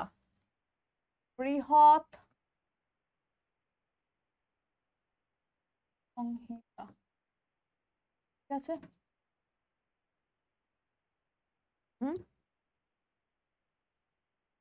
এই পর্বের বিজ্ঞানীরা দশমিক, স্থানিক সংখ্যা যে আমরা করি, হ্যাঁ, তারপরে অঙ্কপাতন পদ্ধতি, শূন্যের আবিষ্কার, এগুলো করেছিলেন। এই সময়ের উল্লেখযোগ্য বিজ্ঞানী হলেন, মানে এটা এই সময়ের ঠিক নয়, আরেকটু পরের, অবশ্যই অনেকটাই পরের, আচার্য জগদীশ চন্দ্র বসু, যিনি প্রথম মানুষকে শেখালেন যে গাছেরও প্রাণ আছে, তাই না? আচার্য প্রফুল্লচন্দ্র রায়, শ্রীনিবাস রামানুজম, ডক্টর মেঘনাথ সাহা, প্রত্যেকটা বিখ্যাত নাম। অধ্যাপক Satyendranath Bose, sir CV Raman, Raman effect, Prashanta Chandra Mahalanobis, এই যে বাবা অ্যাটমিক রিসার্চ সেন্টার। তো এই সমস্ত বিখ্যাত মানুষরা ধীরে ধীরে বিজ্ঞান মানে একটা বিশাল প্রভাব রাখলেন, যেটা কিন্তু ইতিহাসেরও একটা পার্ট। ইনফ্যাক্ট আমরা ওই যে এডুকেশনের যে চ্যাপ্টারটা, সেখানে আমরা এগুলো পড়িও, কে কোন কলেজের সাথে, কোন ইনস্টিটিউটের সাথে যুক্ত করছিলেন, কি করেছেন, এগুলো একটা পার্ট কিন্তু ইতিহাসের, অবশ্যই বিজ্ঞান ইতিহাসের পার্ট। যেমন শল্য চিকিৎসা প্রথম কে শুরু করেন, মানে আমি অ্যানশিয়েন্ট ইতিহাসের কনটেক্সটে বলছি, কে বলতো? সুশ্রুতর নাম করা হয়, তাই না? 1835 খ্রিস্টাব্দে ক্যালকাটা মেডিকেল কলেজ প্রতিষ্ঠা হচ্ছে। 1835-এ প্রতিষ্ঠা হচ্ছে কলকাতা মেডিকেল কলেজ। চিকিৎসা শাস্ত্রে জোয়ার আসছে ন্যাচারালি। 1836-এ আচার্য গঙ্গাধর রয় এবং কবিরাজ গঙ্গাপ্রসাদ সেনের সাফল্যে মেঘনাদ সাহার, দাঁড়া এটা তোদের দেখিয়ে দিই একটু, হ্যাঁ এই যে মেঘনাদ সাহার আয়ুর্বেদ চর্চায় নতুন প্রাণের সঞ্চার হয়। আয়ুর্বেদ কিন্তু একটা অ্যানশিয়েন্ট, একটা প্রাচীন চিকিৎসা বিজ্ঞানের শাখা হচ্ছে আয়ুর্বেদ, ঠিক আছে। নারী ইতিহাস, এটাও একটা গুরুত্বপূর্ণ দিক।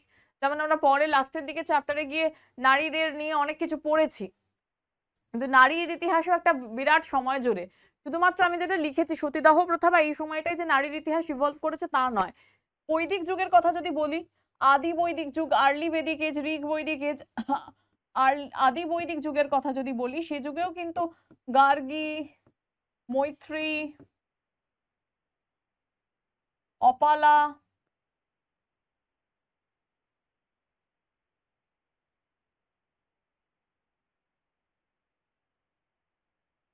লোপামুদ্রা, এই সমস্ত নারীদের নাম আমরা জানতে পারি, তাই না। এরা একটা বড় সেকশন জুড়ে ছিল। গার্গী, মৈত্রী, অপালা, লোপামুদ্রা এই সমস্ত মানুষ, নারীরা যুক্ত ছিলেন। এবার লেটার বৈদিক যুগের পর থেকে ধীরে ধীরে একটা সোসাইটিতে কমপ্লেক্সিটি শুরু হলো। দেখা গেল নারীরা কিন্তু পর্দার দিকে ঢুকে যাচ্ছে, পর্দা না হলেও আর মানে ঘরের কাজকর্মে মন দিচ্ছে। এবং মধ্যযুগটা যদি দেখি, দিল্লি সুলতানেটের সময় বা মুঘল এরা, সেই সময়টা কিন্তু পুরোপুরি দেখা যাচ্ছে যে নারী পর্দানসীন এবং অনেক সমাজে কুসংস্কার ঢুকে যাচ্ছে। ধীরে ধীরে ধীরে ধীরে সমাজ সোসাইটি কমপ্লেক্স হচ্ছে। এর পরের যুগটা হচ্ছে আবার নারী আন্দোলনের সময়, নারীদের পুনর্জীবনের সময়। তো 1917 খ্রিস্টাব্দে যে সতীদাহের মতন একটা কুপ্রথা আমাদের সমাজে ছিল, সেটাকে আক্রমণ করে লিখেছিলেন মৃত্যুঞ্জয় বিদ্যালঙ্কার। রামমোহন রায়ের সম্পাদিত সংবাদ কৌমুদী তো মানে বারে বারে সতীদাহের বিরুদ্ধে প্রতিবাদ করেছে, এবং Rammohan Roy was the person যার জন্য কিন্তু সতীদাহ প্রথা বিরুদ্ধে তিনি সোচ্চার হলেন। তিনি শেষ পর্যন্ত আইন পাশ করতে সক্ষম হলেন, 17 নম্বর রেগুলেশন জারি করে উইলিয়াম বেন্টিং সতীদাহ প্রথা রদ করলেন, বেআইনি ঘোষণা করলেন, তাই তো। 1900 কবে ফাইনালি, 1800 কবে ফাইনালি, 29, তাই তো। এইভাবে বিধবা বিবাহ প্রচলনে উদ্যোগ নিয়েছিলেন যেমন ঈশ্বরচন্দ্র বিদ্যাসাগর। আমি প্রণাম জানাই সেই প্রথম আগুনকে যার নাম বর্ণ পরিচয়। একদম মানে ঈশ্বরচন্দ্র বিদ্যাসাগর, আমরা যতই সমাজে বলি যে অবশ্যই সমাজে পুরুষ এবং নারী উভয়ের একটা মানে ভূমিকা রয়েছে, বিশ্বে যা কিছু কল্যাণকর, তাই তো, মানে সেগুলো অর্ধেক তার রুচি আছে নারী, অর্ধেক তার নর। মানে এটাতে হচ্ছে অবশ্যই নারী স্বাধীনতায় কিন্তু নারীদের থেকেও পুরুষদের, কিছু কিছু পুরুষদের একটা অপরিসীম ভূমিকা ছিল, এবং কিছু কিছু নারী তো অবশ্যই চেষ্টা করেছিল সেই সময় সমাজের প্রেজুডাইসেস গুলোকে ভাঙতে। নববঙ্গের উদ্যোগে 1842 খ্রিস্টাব্দের এপ্রিল মাসে বেঙ্গল স্পেকটেটর পত্রিকায় বিধবা বিবাহের সমর্থনে একটা চিঠি প্রকাশিত হয়েছিল। এইসব প্রচেষ্টার ফলে শেষে পরাশর সংহিতা থেকে প্রমাণ করেছিলেন ইনফ্যাক্ট বিধবাদের বিবাহ শাস্ত্রবিরোধী নয়। 1856-এ 16 জুলাই বিধবা বিবাহ আইন স্বীকৃত হয়েছিল ঈশ্বরচন্দ্র বিদ্যাসাগরের চেষ্টায়, রাইট। এবারে যাব 19 শতকে নারী শিক্ষা বিস্তারের অগ্রণী ভূমিকা আর যারা নেন তাদের মধ্যে ছিলেন রাধাকান্ত দেব, ঈশ্বরচন্দ্র বিদ্যাসাগর বঙ্গভঙ্গ বিরোধী স্বদেশী আন্দোলনের সময় এগিয়ে আসেন, সরলা দেবী চৌধুরানী যার নাম আমরা কিছুদিন আগেই পড়েছি লাস্ট চ্যাপ্টারের দিকে গিয়ে, তাই না, মনোরমা বসুর মতন নারীরা, বেগম রোকেয়া সাখাওয়াত হোসেন, মুক্তিফল, সুলতানা স্বপ্ন, এই সমস্ত উপন্যাসে ভারতীয় সমাজে নারীর পূর্ণ মর্যাদা দাবি করেন। আচ্ছা, এবার হচ্ছে আধুনিক ভারতের ইতিহাস চর্চায় উপাদান ব্যবহারের পদ্ধতি এখানে আমরা জানবো। আর খুব বেশি তোদের কিছু নেই, কিন্তু বিশেষ কিছু জিনিস জানতে হবে। হ্যাঁ, এখানে উপাদান যেটা দিয়ে আমি প্রথমেই শুরু করেছিলাম, উপাদান বা সূত্র বলতে সেটাকে আমরা দুটো ভাগে ভাগ করি সব সময়।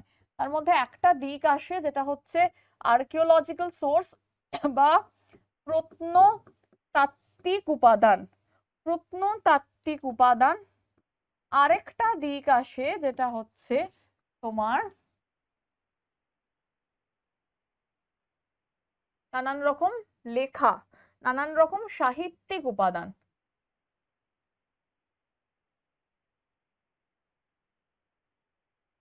সাহিত্যিক উপাদান, যেমন ধর প্রত্নতাত্ত্বিক উপাদানের মধ্যে আমি স্থাপত্য ভাস্কর্যগুলো রাখবো, স্থাপত্য ভাস্কর্য, ঠিক আছে, সেই সময়ের যে মানে ভেঙে যাওয়া জিনিসপত্র থেকে শুরু করে, ভেঙে যাওয়া যে আর্কিটেকচার থেকে শুরু করে, বিল্ডিং থেকে শুরু করে সবটাই এর মধ্যে রাখবো। তেমনই টুলস, ইউটেন্সিলস, মানে যা ওরা বাসনপত্র ব্যবহার করতো, যা পোশাক পরিচ্ছদ ব্যবহার করতো, সব পাচ্ছি। তার মধ্যে ইনফ্যাক্ট আমরা সেই সময়ের যে আর্লি কয়েন্স গুলোকে পেতে পারি, মুদ্রাও এর একটা পার্ট হচ্ছে। তো এইরকম বহু কিছু প্রত্নতাত্ত্বিক উপাদানের মধ্যে পড়ে। সেরকমই আমরা যদি সাহিত্যিক উপাদান বলি, তাহলে সাহিত্যিক উপাদানের মধ্যে পড়বে চিঠিপত্র, তারপরে তোর সংবাদপত্র, নিউজ পেপার একটা বিরাট অবদান রাখে। তুই ধর কোনো একটা সাবজেক্ট নিয়ে ভবিষ্যতে রিসার্চ করবি, সেখানে তাহলে প্রাচীনকালের নিউজ পেপার, সেই সময়ের নিউজ পেপারগুলো তোকে পড়তে হবে, জানতে হবে, সেই সময় চিঠিগুলো দেখতে হবে, সেই সময়ের যে বিভিন্ন গ্রন্থ, বিভিন্ন গল্পও ইনফ্যাক্ট পড়তে হবে, বিভিন্ন ঐতিহাসিক উপন্যাস বা বিভিন্ন ঐতিহাসিক বই আর কি, ইতিহাসের নানান রকম প্রাচীনকালের বই পত্র। শুধু তাই নয়, সরকারি দলিলপত্র, মানে সরকারি ডকুমেন্টস যেগুলো, সরকারি নথি, সরকারি দলিলপত্র এটসেট্রা, মানে অনেক ইত্যাদি ইত্যাদি ইত্যাদি, এরকম অনেক রয়েছে সাহিত্যিক উপাদান, ঠিক আছে। তো কে এম ঝাভেরি সম্পাদিত ইম্পেরিয়াল ফরম্যান্সে এ ধরনের সরকারি দলিলপত্রের সংকলন। তাহলে সরকারি দলিলপত্র, ব্রিটিশ সরকার সরকারি দলিলপত্রগুলো সংরক্ষণ করতে শুরু করে ব্রিটিশ আমলে, বিশেষ করে, যাতে করে পরবর্তীকালে সেগুলোর নথি থাকে, প্রপার ডকুমেন্টেশন করার জন্য, প্রপার তার একটা মানে সেই বিষয়টাকে রাখার জন্য। পুলিশ গোয়েন্দার রিপোর্ট, ভারতের স্বাধীনতা সংগ্রাম চলাকালীন চিত্তরঞ্জন দাস প্রতিষ্ঠিত যে স্বরাজ্য দল ব্যাপক প্রভাব ফেলেছিল, ব্যাপক জনপ্রিয়তা অর্জন করেছিল। 1923-এ শুরু হচ্ছে স্বরাজ্য দল। হ্যাঁ, এইগুলো কিন্তু আমরা পুলিশ গোয়েন্দা রিপোর্টে পাই। ইনফ্যাক্ট তাই নয়, সমসাময়িক আরো কিছু কথা বলা যায়, যেমন ধর তোরা অনুশীলন সমিতির কথা পড়েছিস। হ্যাঁ, এই অনুশীলন সমিতি থেকে শুরু করে যুগান্তর দল, এই সমস্তটাই কিন্তু সরকারি গোয়েন্দা রিপোর্টে তৎকালীন পাওয়া যায় কি কি ছিল। তো এইগুলো আমাদের হেল্প করে। সরকারি আধিকারিকদের প্রতিবেদন, বিবরণ ও চিঠিপত্র। 1915 খ্রিস্টাব্দের 9 সেপ্টেম্বর লন্ডনের ইন্ডিয়া অফিসের বিচার বিভাগীয় সচিব MC টেটন, হ্যাঁ, ভারত সচিব হুইলার সাহেবকে একটা মেমোরান্ডাম পাঠাচ্ছে, যেখানে দেখা যাচ্ছে যে বহির ভারতে ব্রিটিশ বিরোধী একটা সশস্ত্র আন্দোলন গড়ে তোলার কথা জানা যায়। সরকারি আধিকারিকদের প্রতিবেদন থেকে তাহলে আমরা কত রকম তথ্য পাচ্ছি সেই সময় দেখো। 1908-এ নিউ ইয়র্কে ভারতীয়দের ব্রিটিশ বিরোধী দুটো সংগঠনের কথা জানা যায়, প্যান এরিয়ান অ্যাসোসিয়েশন আর একটা হচ্ছে society the advancement of India, সক্রিয়ভাবে কাজ করছিল। 1912 খ্রিস্টাব্দে 17 ডিসেম্বর ভারত সরকারের 12 নম্বর সার্কুলার থেকে ভারতে ব্রিটিশ বিরোধী আন্দোলনের ইতিহাস রচনায় এগুলো মূল্যবান দলিল। তাহলে এই সার্কুলার গুলো থেকে আমরা অনেক তথ্য পেলাম, ভারতের বাইরে বহির ভারতে কি কি আন্দোলন হয়েছিল সেটাও কিন্তু জানতে পারি। এরকম বহু ছিল বহির ভারতে, যেমন একজন বিখ্যাত নাম বলা যায় রাসবিহারী বোস, তাই না, সুভাষচন্দ্র বোস, তিনিও তো বহির ভারতেই আন্দোলন করে তুলছেন। এমন আরো অসংখ্য অর্গানাইজেশন ছিল, প্রায় মানে একদম 1885-এর আগেও, ইনফ্যাক্ট ইন্ডিয়ান ন্যাশনাল কংগ্রেস তৈরি হওয়ার আগে থেকে এরকম অনেক অসংখ্য অর্গানাইজেশন ছিল। আত্মজীবনী ও স্মৃতিকথা, এটা একটা বিরাট বড় জায়গা। যেমন ধর বিপিন চন্দ্র পাল লিখেছিল 70 বছর, রবীন্দ্রনাথ ঠাকুরের জীবন স্মৃতি, কিছু রয়েছে আত্মজীবনী, যেটা মানে নিজেকে নিয়ে লেখা, হুইচ ইজ অটোবায়োগ্রাফি। আর বায়োগ্রাফি কি, বায়োগ্রাফি হচ্ছে অন্য কারো স্মৃতিকথা আমি লিখছি। সরলা দেবী চৌধুরানীর জীবনের ঝরা পাতা, এখানে একটা ছবি দিয়েছে, এই ছবিটা কার জানিস? এই ছবিটা হচ্ছে রাসসুন্দরী দেবী, যিনি প্রথম আত্মজীবনী লিখেছিলেন, রাসসুন্দরী দেবী। আমার জীবন, আমার জীবন, কাঁচা হাতে লেখা, পড়াশোনায় জানতেন না, অনেক ছেলে মেয়ে মানুষ করতে করতে রান্না করে তার অক্ষর পরিচয় এবং সেখান থেকে লেখা, তো এটি প্রথম আত্মজীবনী বলে ধরা হয়। তো 70 বছর বিপিন চন্দ্র পাল, তিনি এটা ছাড়াও অনেক রকম প্রবন্ধ লেখেন, যার মধ্যে অন্যতম হচ্ছে new India, tribune, sorry sorry, হুম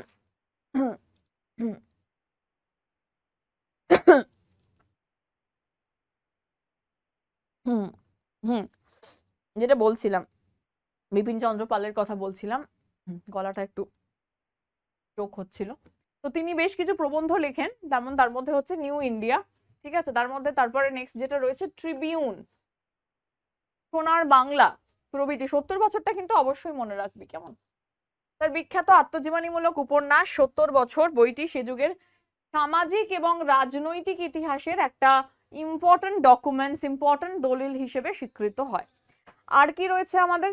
জীবন স্মৃতি। হ্যাঁ, জীবন স্মৃতি হয়তো অনেকে পড়ে থাকবি বা অনেক টেক্সটে জীবন স্মৃতির ছোট কিছু পার্ট থাকে। ঊনবিংশ শতাব্দীর দ্বিতীয়ার্ধে বাঙালির জীবন চর্চা, মানে সেই সময় যে একদম মানে বড়লোক বাঙালিরা কেমন ছিল, তারা ছেলে মেয়ে কিভাবে মানুষ করতো, বা তাদের যে শিশুকালের শৈশবটা কিভাবে কাটতো, এই গোটা জিনিসটা আমরা জীবন স্মৃতি থেকে পাই। মানে অসাধারণ একটা লেখা। জাহাজের খোল অধ্যায়ে, জাহাজের খোল, জ্যোতিরিন্দ্রনাথ ঠাকুর কিভাবে ইংরেজদের সঙ্গে প্রতিদ্বন্দ্বিতা করে স্বদেশী জাহাজ চালান তার কথা আছে। এটা জানিস কি? ঠাকুর পরিবার কিন্তু বিরাট বড় ব্যবসায়ী ছিল সেই সময়। আমরা যদি দেবেন্দ্রনাথ ঠাকুরের কথা বলি, দ্বারকানাথ ঠাকুরের কথা বলি, এদের মানে মানে সেই সময় দাঁড়িয়ে বিরাট বড় কোম্পানি, যারা ব্রিটিশদের সাথে টক্কর দিতে পারে, জাহাজ, নিজেদের জাহাজ। বুঝতে পারছিস কত বড় ব্যবসা এদের ছিল। এবার জীবনের ঝরাপাতা লিখেছেন সরলা দেবী চৌধুরানী, আমরা জানি। বাংলার আত্মজীবনীগুলির মধ্যে অন্যতম সরলা দেবী চৌধুরানী জীবনের ঝরাপাতা। বাংলা 1351 বঙ্গাব্দের কার্তিক থেকে 1952 বঙ্গাব্দের জ্যৈষ্ঠ পর্যন্ত সাপ্তাহিক, সেই সময় যে দেশ পত্রিকা বিশেষ ফেমাস ছিল, সেখানে এটি ধারাবাহিকভাবে প্রকাশিত হতো, পরে একসাথে কম্পিলেশন করা হয় গ্রন্থাকারে। ঠিক আছে, জীবনের ঝরাপাতা। নেক্সট চলে আসি চিঠিপত্র। চিঠিপত্র থেকে অনেক সময় আসে, বিশেষ করে চিঠিপত্রের মধ্যে ভীষণ ইম্পর্ট্যান্ট একটা কোয়েশ্চেন, আমি আজকে তাদের হোমওয়ার্কেও সেটা রেখেছি, খুব খুব খুব ইম্পর্ট্যান্ট একটা কোয়েশ্চেন চিঠিপত্রে, সেটা হচ্ছে letter from a father to his daughter. হ্যাঁ, letter from a father to his daughter, এই যে চিঠিটা, লেটার ফ্রম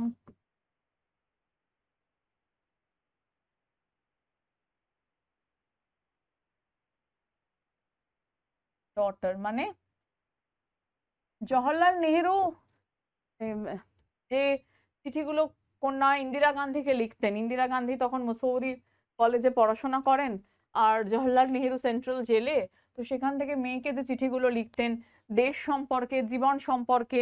নেহেরুর বন্দি জীবনের শেষ চিঠি ছিল 1933 এর 9ই আগস্ট, ঠিক আছে।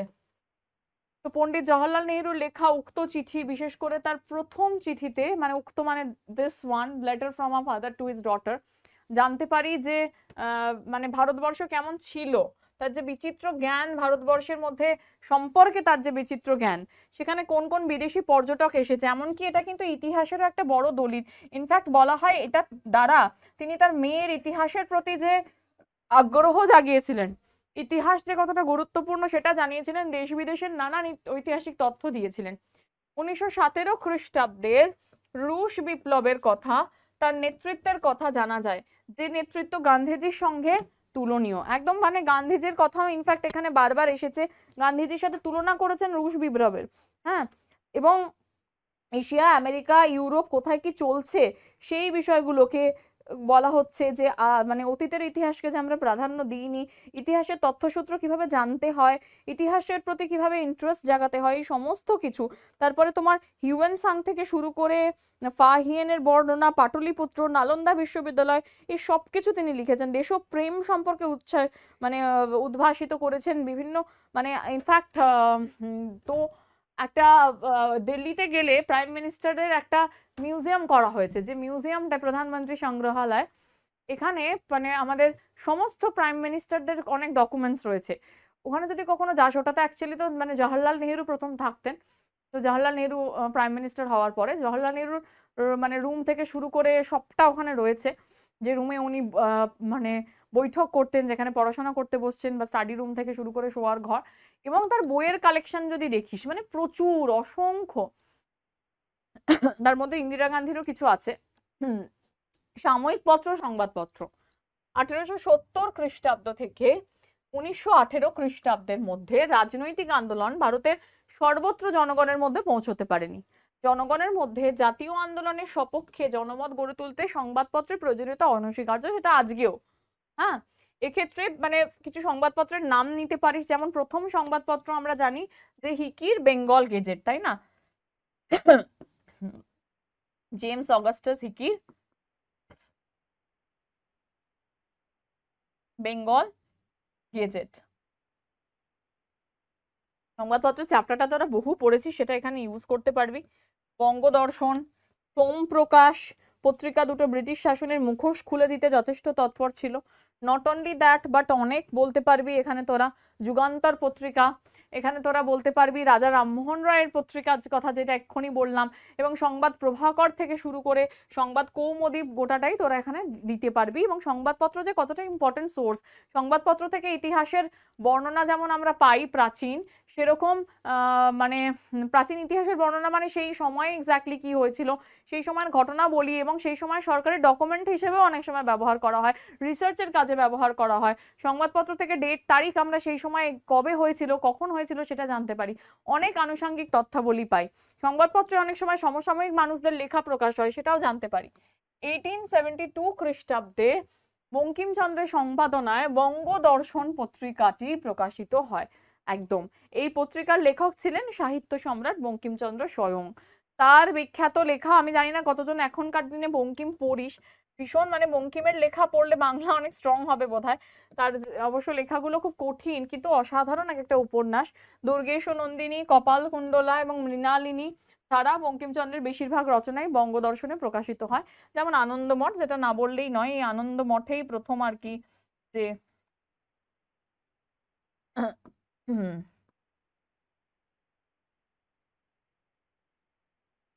দেশ মাতার কনসেপ্টও ইনফ্যাক্ট বঙ্কিমচন্দ্রের হাত থেকে উঠে আসে। এবং শুধু তাই নয়, বঙ্কিমচন্দ্রের যে আমরা এটা তো সবাই জানিস জাতীয় আমাদের বর্তমানের সঙ্গীত মানে জাতীয় সঙ্গীত, আর এটা কিন্তু অনেকে ন্যাশনাল অ্যান্থেম আর ন্যাশনাল সংটাকে গুলিয়ে ফেলি, সেটা করিস না। এটা হচ্ছে কি কি জনগণমন বঙ্কিমচন্দ্রের, অবশ্যই না, এটা এটা নিশ্চয়ই বলে দিতে হবে না তোদেরকে, এটা তো খুবই লজ্জার বিষয়, তাহলে কান মোলা খাবি একেবারে। কি সবাই জানিস, এতক্ষণে লিখেও ফেলেছিস, সেটা আর আমার নিশ্চয়ই বলতে হবে না। সোমপ্রকাশ বাঙালির জাতীয় জাগরণের এক ঐতিহাসিক মুহূর্তে 1858 কি হলো রে? 15ই নভেম্বর দ্বারকানাথ বিদ্যাভূষণের সম্পাদনায় সাপ্তাহিক সোমপ্রকাশ পত্রিকার উদ্ভব ও প্রতিষ্ঠা। কেন জাতীয় জাগরণের ঐতিহাসিক মুহূর্ত বলছে? কারণ 1857 আমরা জানি সিপাহী বিদ্রোহ, এবং 1857 ঠিক পরে তোর 1858-তে মানে সেই সময় কিন্তু একটা ঐতিহাসিক চেঞ্জ হচ্ছে। মানে এতদিন ইস্ট ইন্ডিয়া কোম্পানির হাতে শাসনভার ছিল, সেখান থেকে ডিরেক্ট মহারানীর হাতে ইংল্যান্ডে শাসনভার চলে যাচ্ছে, এই জন্য মহারানীর ঘোষণাপত্র হয়ে গেছে। তারপরে ঠিক এই সময়টা দ্বারকানাথ বিদ্যাভূষণের সম্পাদনায় সাপ্তাহিক সোমপ্রকাশ পত্রিকার উদ্ভব ও প্রতিষ্ঠা। বিধবা বিবাহ স্ত্রী শিক্ষার প্রসারের ক্ষেত্রে এই পত্রিকার একটা আশ্চর্য প্রগতিশীলতা দেখা যায়, প্রোগ্রেসিভ উইচ ইজ ভেরি, সেই তৎকালীন সমাজে রিজিডিটির থেকে বেরিয়ে এসে যে প্রোগ্রেসিভ অ্যাটিটিউডটা পাওয়া যায়। সমকালীন তত্ত্ববোধিনী পত্রিকার নারী শিক্ষার ব্যাপারে দৃষ্টিভঙ্গির সঙ্গে তুলনা করলে সোমপ্রকাশের স্বাতন্ত্র্য পাঠকের কাছে স্পষ্ট হয়ে ওঠে একদম। তো এই ছিল আজকের ওভারঅল আমাদের চ্যাপ্টারে যা যা আলোচনা করার ছিল। এটা সামারি করলে যেটা দাঁড়ায় সেটা তো বলছি, তার আগে আরেকটা বিষয় মনে রাখবি যে মানে এটা এখানেই শেষ নয়, আরো অনেক কিছু তোরা এর মধ্যে দিতে পারবি, যা যা পত্রপত্রিকা পড়েছিস অ্যাড করতে পারবি। যেমন বঙ্গদর্শন পত্রিকায় একটা সাময়িক যে প্রকাশনা হতো সেই সময়ে নানান বিষয় সম্পর্কে লেখা হয়েছিল, যেমন বিভিন্ন এই যেমন নীলকর সাহেবদের কথা কোনো পত্রিকায় তুলে ধরা হয়, তো কোনো পত্রিকায় সমাজের মানুষের কথা, গ্রামের মানুষের কথা তুলে ধরা হয়, যেমন আমরা গ্রাম বার্তা প্রকাশিকা আগে পড়েছি, বামাবোধিনী পত্রিকা পড়েছি, সেরকম নানান এক্সাম্পল এখানে তোরা দিতে পারিস।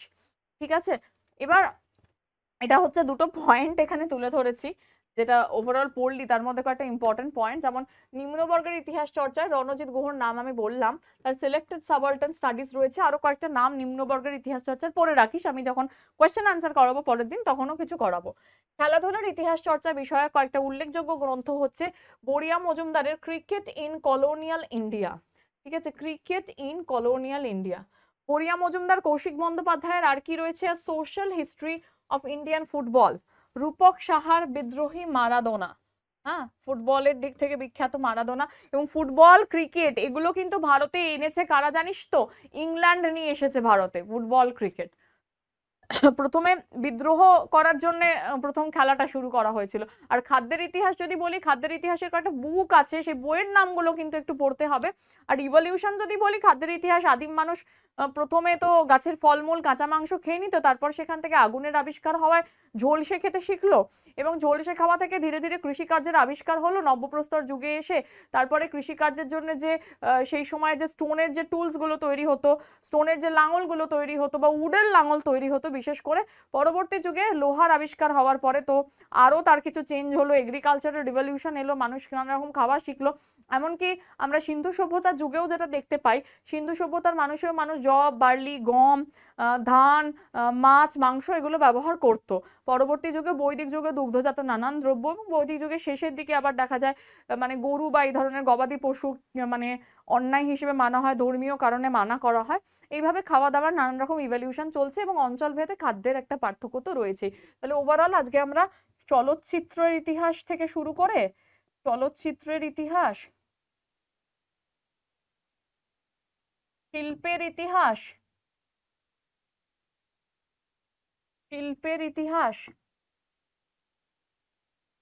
স্থাপত্যের,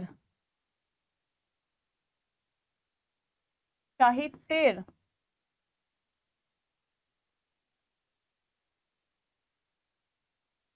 আর কি পড়লাম, খাদ্য বলছিলাম এক্ষুনি, খাদ্যের, পোশাক পরিচ্ছদের, মানে সবেরই একটা ইতিহাস আছে, পোশাক পরিচ্ছদের। হ্যাঁ, তারপরে হচ্ছে নারীর ইতিহাস, তারপরে হচ্ছে তোর সাহিত্য, এবং সাহিত্যের সাথে এখানে আরেকটা যেটা বলবো, সাহিত্য তো আগেই বলেছি, এটা হচ্ছে সংবাদপত্র, চিঠিপত্র, সোর্স আর কি, ইতিহাসের সোর্সের যে ভূমিকা বা উপাদানের যে ভূমিকা, এটা, এই ওভারঅল জিনিসটা আমরা আজকে পড়লাম। তোদের জন্য কি কিছু হোমওয়ার্ক আছে? দেখি, আমি অল্প একদম হোমওয়ার্ক রেখেছি প্রথম ক্লাসে। নিম্ন বর্গের ইতিহাস চর্চা বলতে কি বোঝো? নিম্ন বর্গের ইতিহাস চর্চা মানে কিন্তু এখানে এখন বর্তমানে সমস্ত মানুষকে সমানভাবে দেখা হয়, এবং সেখানে নিম্ন বর্গ একটা সময় যে নিচু শ্রেণীর মানুষ, তাদেরকে তুলে ধরা হচ্ছে, তাদেরকে নিয়ে নানান রকম লেখা হচ্ছে, এবং সেখানে সেটা কবে থেকে শুরু হয়, কারা লেখেন, এবং কয়েকটা বইয়ের নাম এখানে মূলত লিখতে হবে তোদেরকে। আমি এক্সাক্ট মার্কস দিইনি, কারণ বড় করে লিখলেও দুভাবেই হয়ে যাবে, ছোট এবং বড় প্রশ্নের জন্য। খুব বড় আটে তো হবে না, কিন্তু মোটামুটি যতটা হয়। আত্মজীবনী আর স্মৃতিকথা দুটোর মধ্যে পার্থক্য কি, এবং তার সাথে কি দিবি, আত্মজীবনী কারা কারা লিখেছে কয়েকটা নাম, এবং স্মৃতিকথা কারা কারা লিখেছে কয়েকটা নাম। Letter from a father to his daughter ইতিহাসের উপাদান হিসেবে কেন গুরুত্বপূর্ণ, কে লিখেছে, কবে লিখেছেন, এবং সেটাতে কি কি বিষয়বস্তু ছিল, সেটা থেকে আমরা পরবর্তীকালে তাদের সম্পর্কে কি কি সোর্স পাই, এটা এখানে লিখতে হবে, সেটাও বলে দিলাম। তো এই ছিল আজকের ক্লাস। আশা করি, হ্যাঁ, আমরা হয়তো 1.5 ঘন্টায় শেষ করতে পারিনি, কিন্তু বুঝতে পারছিস এত বড় একটা চ্যাপ্টার, টু দি পয়েন্ট সমস্ত ইনফরমেশন শেষ করা এটা খুবই চ্যালেঞ্জিং ছিল। আমি চেষ্টা করেছি যতটা সোজাভাবে তোদের কাছে তুলে ধরা যায়। অবশ্যই জানাবি কমেন্টে কেমন লাগলো ক্লাস, বুঝতে পেরেছিস নাকি, কনসেপ্ট ক্লিয়ার নাকি। পরের ক্লাসের লাইভে আবার তোদের সাথে সোজাসুজি সামনাসামনি দেখা হবে। চলো আজকের মতন ta ta, bye bye, thank you everyone.